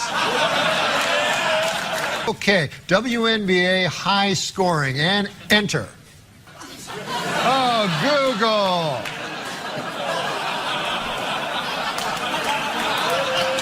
Did you mean NBA high scoring? That's terrible. Oh, come on now. All right, let's try a different one. WNBA triple double. And enter. Oh, Google. Look what Google said. Did you mean NBA triple double? Google, that is sexist. I can't believe this. Okay, last try, Google. Let's make it easier. WNBA double double. Enter. Google! Oh, Google. Last week, we searched a few terms like WNBA high scoring. And Google asked, did you mean NBA high scoring? Oh, Google. Hey, but get this. The next day, Google fixed it. They removed all their sexist NBA suggestions. So well done, Google.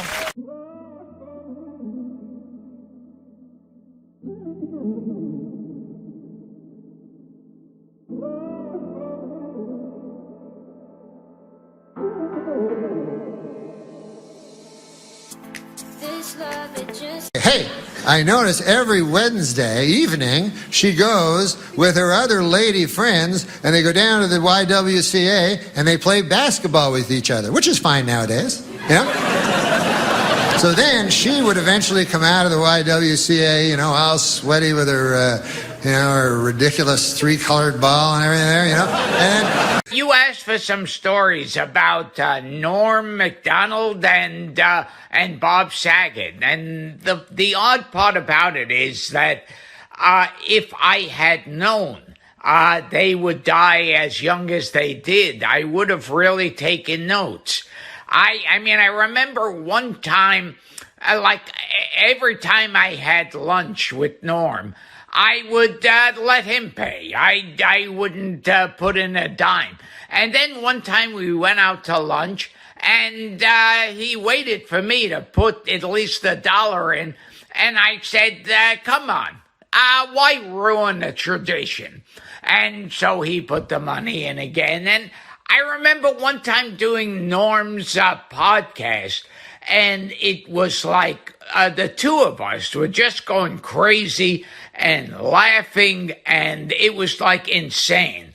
And then afterwards we went to dinner, joined by Bob Saget and Jeffrey Ross. And that was like just nonstop laughing and joking. I mean, I think that dinner, if we had been secretly filmed, that would have been an award-winning comedy special. Yeah, so I still miss Norm and I still miss Bob. And, but I'm sure they're happy to have, like, fans like you who still remember them. On the subject of SNL, and it's sweet when you took over for Norm, and Gilbert and I haven't said anything. Gilbert, I don't know, have you spoken publicly since Norm passed about him, Gil? I don't know if We haven't said anything on this show, which we would like to do now. You both knew him well, but the bartender speech when you took over, and obviously it was a very awkward period for you. Oh God! To be stepping into that role, and also a friend's job. Yes, yeah. It was like we lived in the same building too.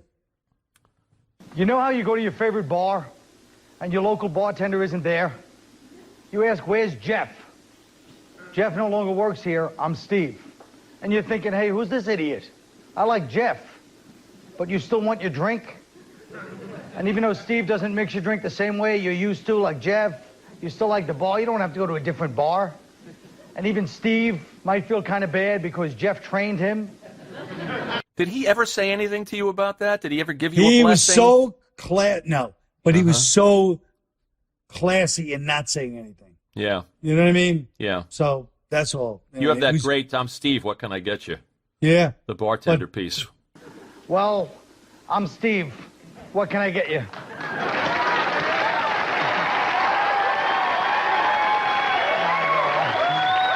But I wish it would have stayed the way it was. But, you know, it is what it is. But, yeah, Norm is... he's so funny. He was so distinctively funny. Nobody liked him, really. No, he had his own thing. You know what I mean?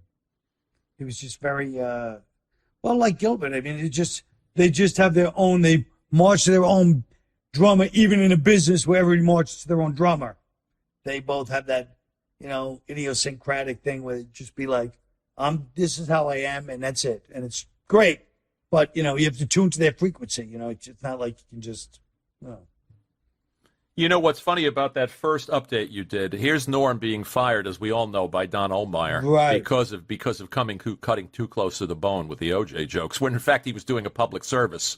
Right, by telling those OJ jokes. And I'm watching you do your first update. There's an OJ joke. It's like the third joke. Yeah. In the February issue of Esquire magazine, O.J. Simpson said that if I had killed Nicole, it would have been because I loved her very much. And then he said, and if I had killed Ron Goldman, it would have been because he accidentally witnessed me loving Nicole very much. Somebody should buy this guy a John Gray book, all right? You shook his hand once? OJ? Getting out of a car? Well, he was getting out of a limo? He was getting out of a limo middle of the afternoon. And I have no psychic energy. I've never had those kinds of things, you know. But for whatever reason, this was in an afternoon. He's getting out of a limo with a girl. It's spring break. It's packed with people. It's Florida. And they're like, hey, do you want to meet OJ? I go, yeah, OJ. He's the greatest running back of all time. You know, great, charming movie star. I shake his hand. He shakes my hand. And he's not even looking at me. He's looking past me. And he shakes my hand. And I felt like a joke of, like, evil. I swear to God. It's like the Dead Zone. That's what it was like. That's what it was like. And I was like, that was weird, OJ. I love OJ. Well, that was weird energy, you know. Wow. So you picked up on something. I feel like I did, you know. It's, of course, in retrospect. But I remember telling people at the time, so... I was also fond of, going back to your SNL bits, Colin Quinn Explains the New York Times. Yeah, that was a good one. And the St. Pat's editorial and Joe Blow. You look like you were having fun, and the best stuff is you and Norm together. That's right. That's right. There's obviously an affection that comes across on the screen. Yes, yeah. And that was the early days of it. It was great. I'm sorry we never managed to get him here. We tried, and for whatever reason, he was as elusive as you. He's more elusive. He's like, he was. I love to do it. I'd love to. And you're like, oh, good. How about next week? Yes. What day? And you're like, okay. Yeah. He's like, all right, call him and we'll set it up. Next week is perfect because I'm doing this. And you're like, hey, I'll see Norm. Years later, what happened? What? I thought I was going to come on your show. What happened? It's like, oh, Jesus, Norm. Well, like you say, march to his own drum. Yeah. Straight to the heart. impossible. Get apart by you.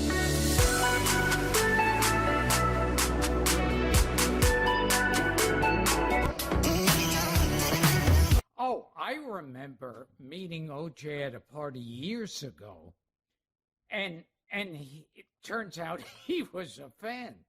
Uh-oh. And he did an imitation of me, and to this day, I wish I had like that on film. Of Because it would be like Charles Manson doing an imitation. Yeah. Yeah. Here, you read one. All right. No. You don't like that No, one? I mean, I like it. Just. Do you understand that we're on the air? Yeah. Oh, right. We all know that the Swiss are officially neutral. Who wrote this? Who wrote this? Who wrote this? Well, that screwed up my timing. Who wrote this? We don't have a name on it. Do you have writers? It's anonymous. Well, I didn't write it. I didn't write that one. We all know the Swiss are officially neutral. Unofficially, however, they're filthy sons of bitches. Now the Swiss think I hate them. What about this? Go ahead. Read this one. I can prove God exists if I can just find that damn receipt from our brunch in heaven. That is so funny. That is so funny. Did you write this? I didn't write that one. No, Read that one. Call me an old softy, but I'd prefer it if you called me a distinguished gentleman with a flagging erection. Oh. I don't like that one. Well, read that one. Why are you going to make me read all this? Alfred the Great may well be the greatest monarch in the history. Can you do me a favor? Can you find out what the traffic is like on the Santa Monica going to the Denver? You'll like this one, Super Dave. Deep Hey, throat. can I tell you something? This is a bad segment. Oh, yeah, it is. You know it is. You know it is. When you come to Goodnight, he says, "Goodnight.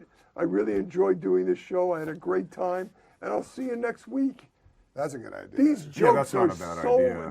they're not even they're so beyond insultingly awful that it's not a segment. Can we start this segment over without the No, joke? it's live. Yeah, it is We're live. live on podcast? This is live. Holy cow. Listen to this joke because Well, yeah, I think just wanted to say, this no, is this right isn't- up his alley. Yeah, this is just into the. He might not deep, remember this guy though. No, you'll probably remember. Deep throat porn legend Harry he's Reeves. dead. Yeah, he Yeah, died. yeah. But how are they You going know to who close that that is? casket? I mean, because probably because of his erection, I would think. How are they going to close that casket? That isn't very good, is it? I didn't write that one. Plus, a man died. Yeah, a Guy guy died. I How are mean, they going to do it? he was a real pioneer. Make Super Dave laugh. Super Dave, I just wanted to tell you, Alfred the Great may well be the greatest monarch in the history of England. The worst, Richard the Goat F***er. I don't think he's gonna laugh. It's like No, watching. I think he's close. Hold on. I think he's close. It's like watching that golf ball on the edge. I of don't the, understand. I don't understand any of these. I don't even understand that they're how you could take a segment to end your first show when these ratings are so important. And you've I mean, people at home, that guy who wanted to know how to become a comic. Who, JP? No, the guy guy who wanted to Oh, know from how the to writer. become Yeah, right. How can you tell him how to become a comic when you're reading that? Yeah. Would you read that at the Comedy Store? No, I'm ashamed. I don't think you would you? What's your best But joke? he's not Do a- it right now. We're going to close the show on your best joke. I'm not a comic. Do you it. are. You've done stand-up. Do it. You've done stand-up comedy. No, I didn't write Do jokes. I really didn't write jokes. But you've done stand-up comedy. What is Yeah, your, that's why I don't do it anymore. Will you talk to him after the show? Because you've got to Let's go get this. There's over a it's got to drink. be more fluid when you talk to him. He's got to come back and forth. I know. That's what I told him before. I said yes. You've got to like say yes. Yes, and It's say got no. to be like ping pong. It's always no. It's with like him. ping pong. I know, but with him it's always no. With him it's like you hit No, but the he can't guy, do that. and then You he gotta- grabs the you gotta ping pong ball participate. and What's he your throws it best up. joke? What's your best The joke? problem is I don't have any jokes. I Oh, literally if you have no say jokes. that again. What is your best joke? I mean, the punchline is It's all right. cunt is in the sink. It's okay. That's the joke. That's all I know. That's all I got. You just wrecked. The latest Anna Archie, Amiga telling a joke. the latest Archie comic shows gay character Kevin kissing his boyfriend Devin Another barrier will be broken next month when in a dream sequence, Jughead will be show fisting Betty Crocker. God damn, you're illiterate. It's a show fit. No. Oh, you're right. Will be shown. Will be shown. They forgot to write the end there. Listen, whenever someone says, I have a couple irons in the fire, I think, is one of them a job-writing blacksmithing metaphor? What? Why are these I all don't know. fucking... I don't know. That's funny. But we're going to end. Astronomers have discovered 3 new planets that have an atmosphere conducive to human life, and they've discovered one that has an atmo conducive to hipster life. Whatever. I like that one. Some of the 200 Nigerian schoolgirls kidnapped by extremists in Nigeria have been forced to marry their kidnappers, and worse than that, they've been forced to laugh at their husbands' stories even after hearing them for the umpteenth time. You know something. Yeah, I know. It's very hard to make a joke about those girls who are kidnapped. When I hear about those things, that is one of the worst. You know, and yet you got a big laugh. George Clooney's engaged. The rich and handsome 53-year-old told reporters, "It's time for me to settle down and start officially cheating on a heartsick and disillusioned spouse." I don't hear any laughter. Well, I love George Clooney so much that he can do no wrong. He's just one of the good. I can do a lot of wrong. He's just one of the good human beings in the world. A good name for a dog is Syndrome. That then when he tries to attack someone, you can yell "Down, Syndrome." Don't laugh. It's not. I mean, it's That's like it was a little insensitive, I guess. In England, a woman was arrested for throwing a birthday party for her 16-year-old son that included marijuana, alcohol, and strippers. Now she's got even bigger problems. What to do for his 17th birthday? Whatever. There's going to be a Broadway musical based on the movie Rocky. I don't know if you guys heard about this. In the Broadway musical version of the show, after Rocky climbs the steps of the art museum, he goes inside and spends 2 hours looking at paintings. Yeah, I know. God damn. Goes inside and looks at what? Paintings? He looks at paintings. I like that. That's a good one.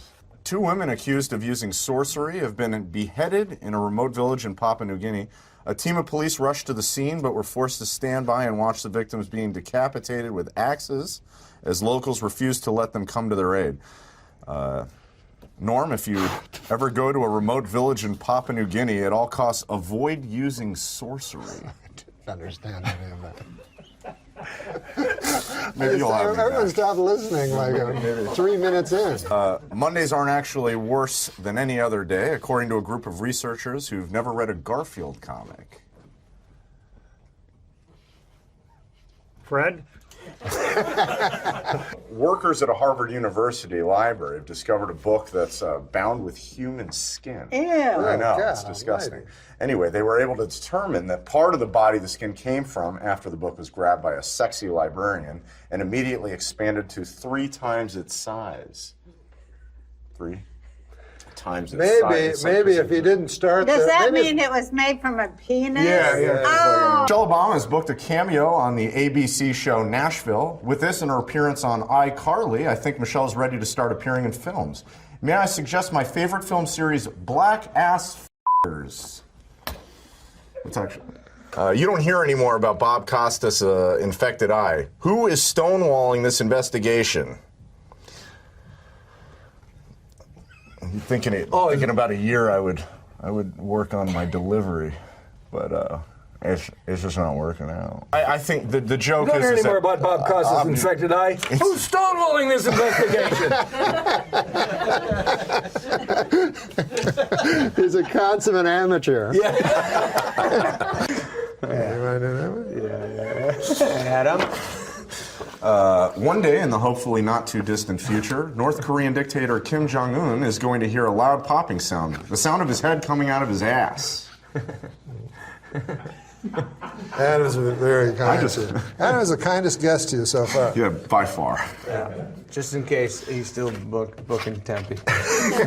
So this week I learned by Adam. Invited back to the comedy table. These are always fun. This week I learned, just because I masturbated to that picture of a guy falling to his death on 9/11 doesn't mean I have to share it.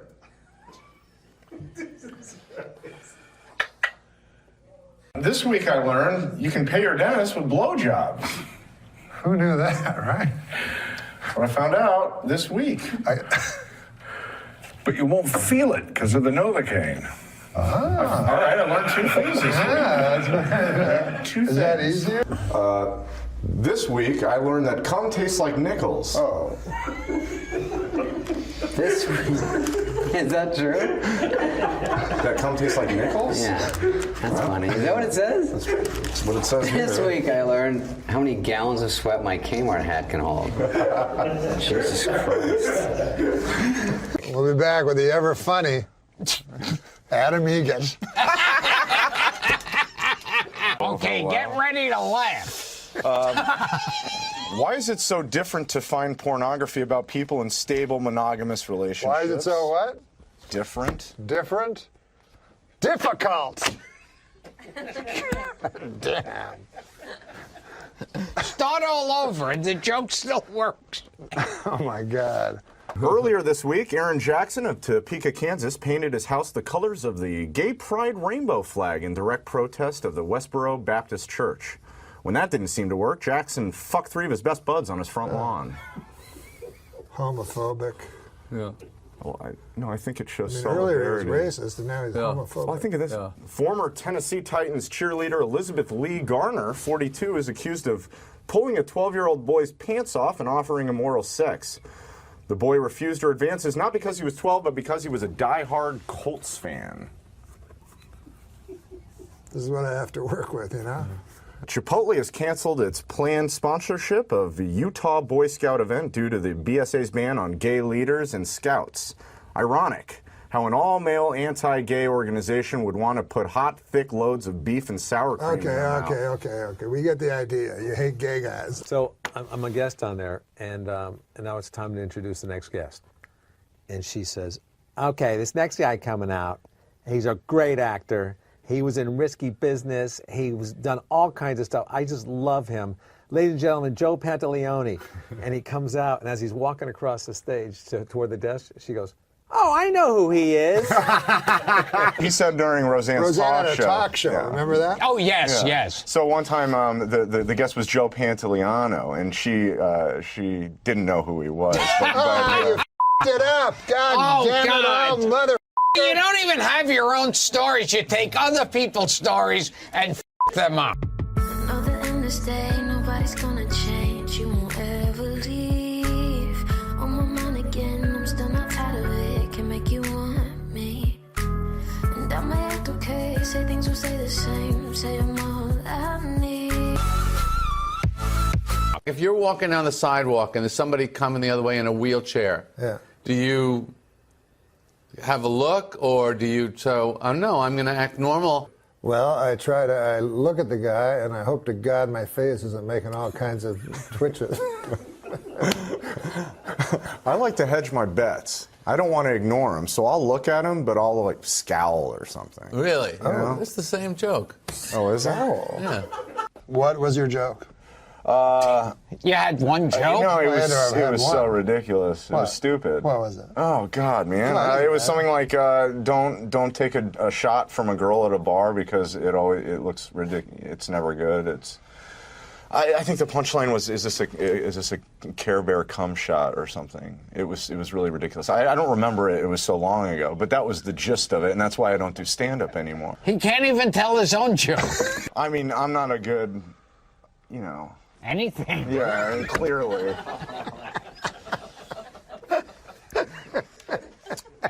I mean, it's like...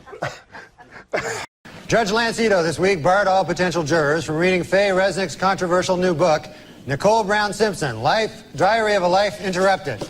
The judge also barred them from reading Faye Resnick's other new book entitled Judge Lance Ito is a Big Fruit. And now it's time for Weekend Update's movie reviews. This week I saw Interview with the Vampire. And here's my review. Not gay enough.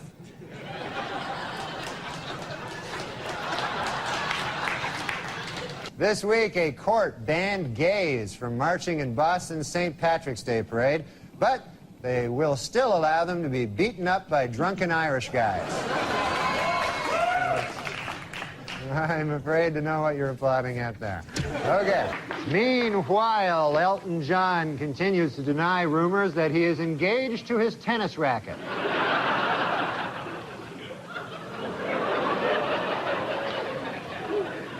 Well, if I can be allowed a personal opinion, you know, I think Harrison Ford's new mustache works. And by works, I mean looks really gay.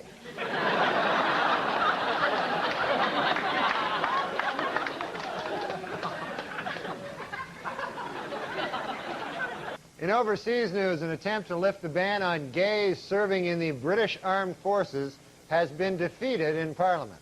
This raises a difficult legal question. How do you exactly tell if a British guy is gay?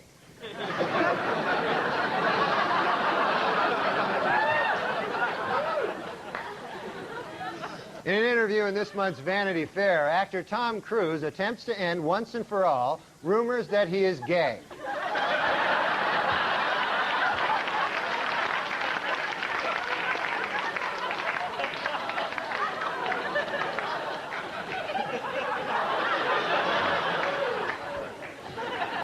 Meanwhile, the U.S. Army is dealing with a scandal of its own as dozens of female recruits have charged drill instructors with sexual harassment, intimidation, and even sexual assault. Analysts are calling it the best argument yet for gays in the military. Jonathan Schmitz, the Jenny Jones guest who killed his secret gay admirer because of his fear and hatred of homosexuality, has been sentenced to 25 years in prison. Well, I guess that plan backfired, huh?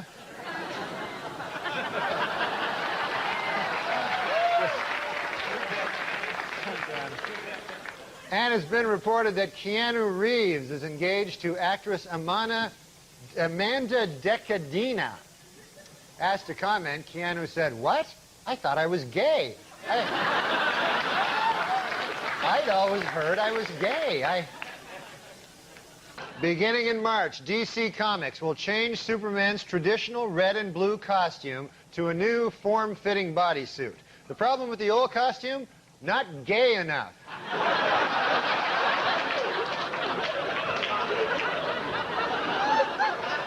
What the hell's going on in the country? That's not Superman. All right. TriStar's Picture is planning a film about the 70s disco act, The Village People. While the movie will be coming out next summer, it plans to wait until Thanksgiving to come out to its parents.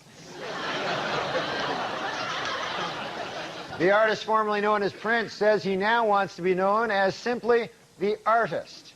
Meanwhile, I will continue to refer to him as simply the fruit.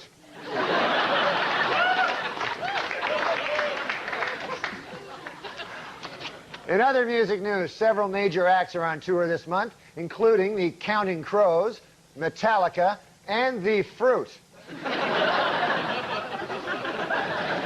A study on weight loss revealed this week that women who participate in a weekly diet program lost 50% more weight, snacked less, and bought more fruits and vegetables than women in general.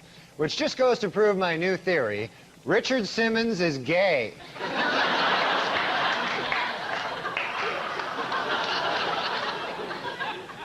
Our top story tonight. This week, after months of speculation, sitcom star Ellen DeGeneres finally admitted that, yes, she is gay.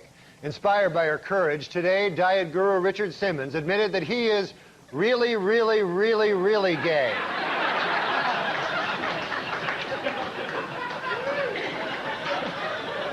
Here's the problem with taking pictures. Yeah. Photographers are largely flamboyantly gay. Right. And so then when they take, a good look for them is a flamboyantly gay look. Right. So when they take your picture, you know, they want you to look flamboyantly gay, and then you're like, can I look a little less flamboyantly gay? And they're like, no, this is good. I'm like, I'm wearing a dress. Well, again, it's tonight and tomorrow night. The Comedy Works in Larimer Square. Thanks so much for toughing it out man. without coffee. It's great this to was meet fun. you. Thanks Thank a you, lot. Noah. All right, on over. Excellent suit. Thank you. Yeah, it's Yeah, just I like that one. brand new. Oh my. Let's get back over to Angie and Chris, please. Wait a minute. Norm, what is wrong, Norm, with flamboyantly gay? Yeah. I ask you. I ask you, Norm. hit a little close to home this morning, didn't it? Did you see this outfit? Did you see this thing? This is what you should have worn for the headshot, Norm. Come on. Panache. It is cool. Huh? Come on. You wore that between what he's wearing now and ending up in the dress. That was Yeah. halfway. It is cool. Norm could have worn this. Oh, yeah. Wow. Hey, Johnny Weir called. He wants his outfit back. Oh, hey now. He's talking to you, too, not me. I don't know who he's talking I don't to. know. Maybe he's talking to me. Because Johnny Weir would look fabulous in this. Look good in either one of these outfits. Yes.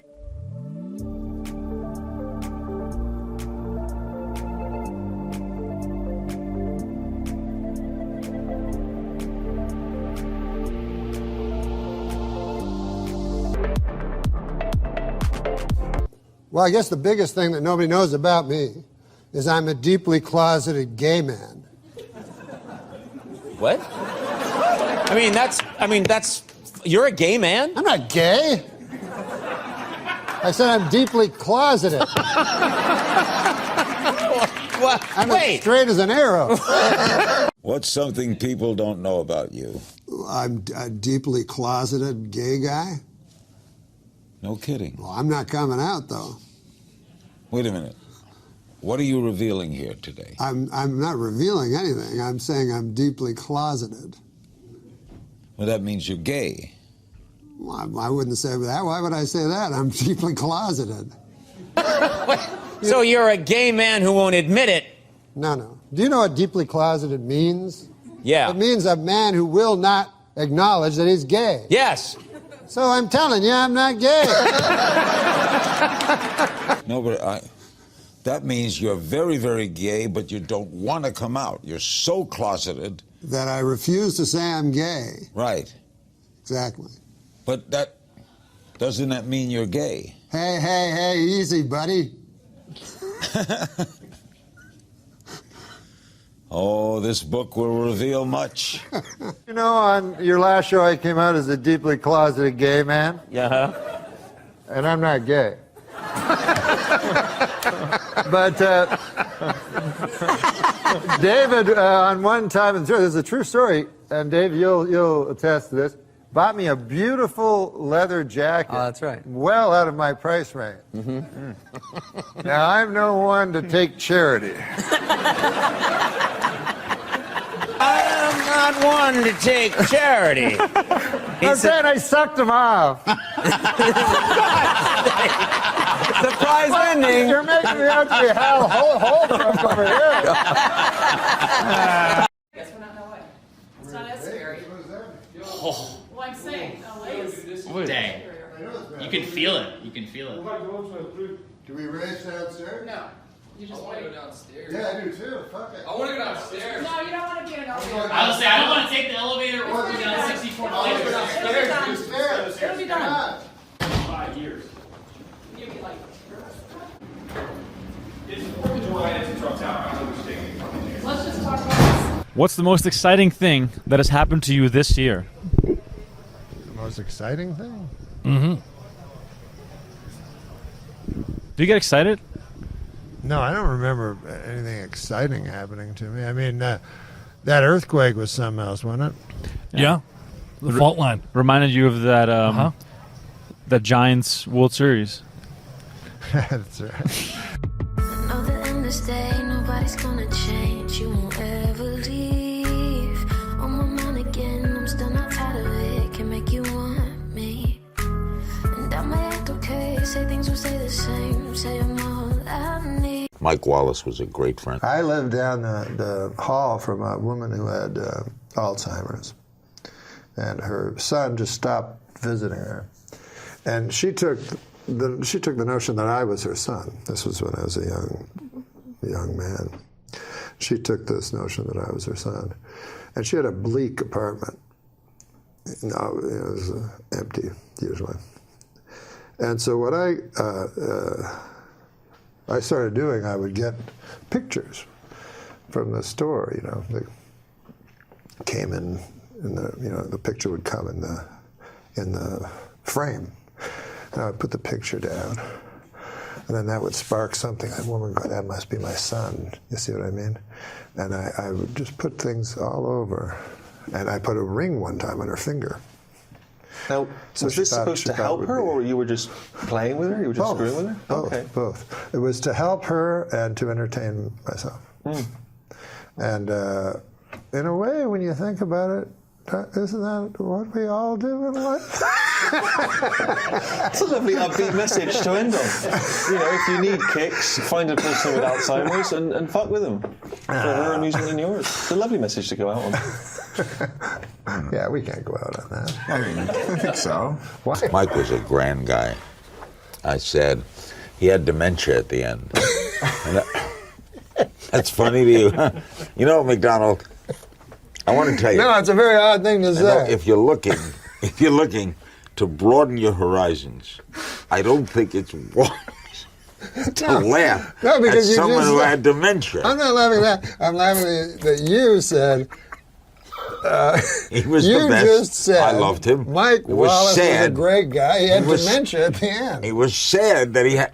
You didn't Why say is it that was sad. funny? You said it as if that's what made him a great guy, was his raging dementia. You're not hearing things well. So how You're not did you- hearing things so well. how did I you- made a face like it was sad, not that he was great because of dementia.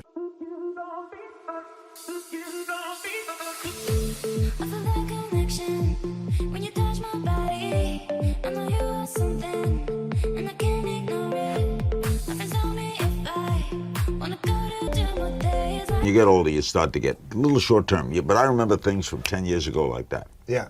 Don't you? You could remember things from childhood. Yes. I remember the street, walking down the street, remember my friends. You have terrible. Yeah, terrible. I had a good memory. He can remember like when he was a kid, but he can't remember murdering that prostitute last night. You can go to jail for that. It's a whole new law. I've been told. How old was she? I don't remember.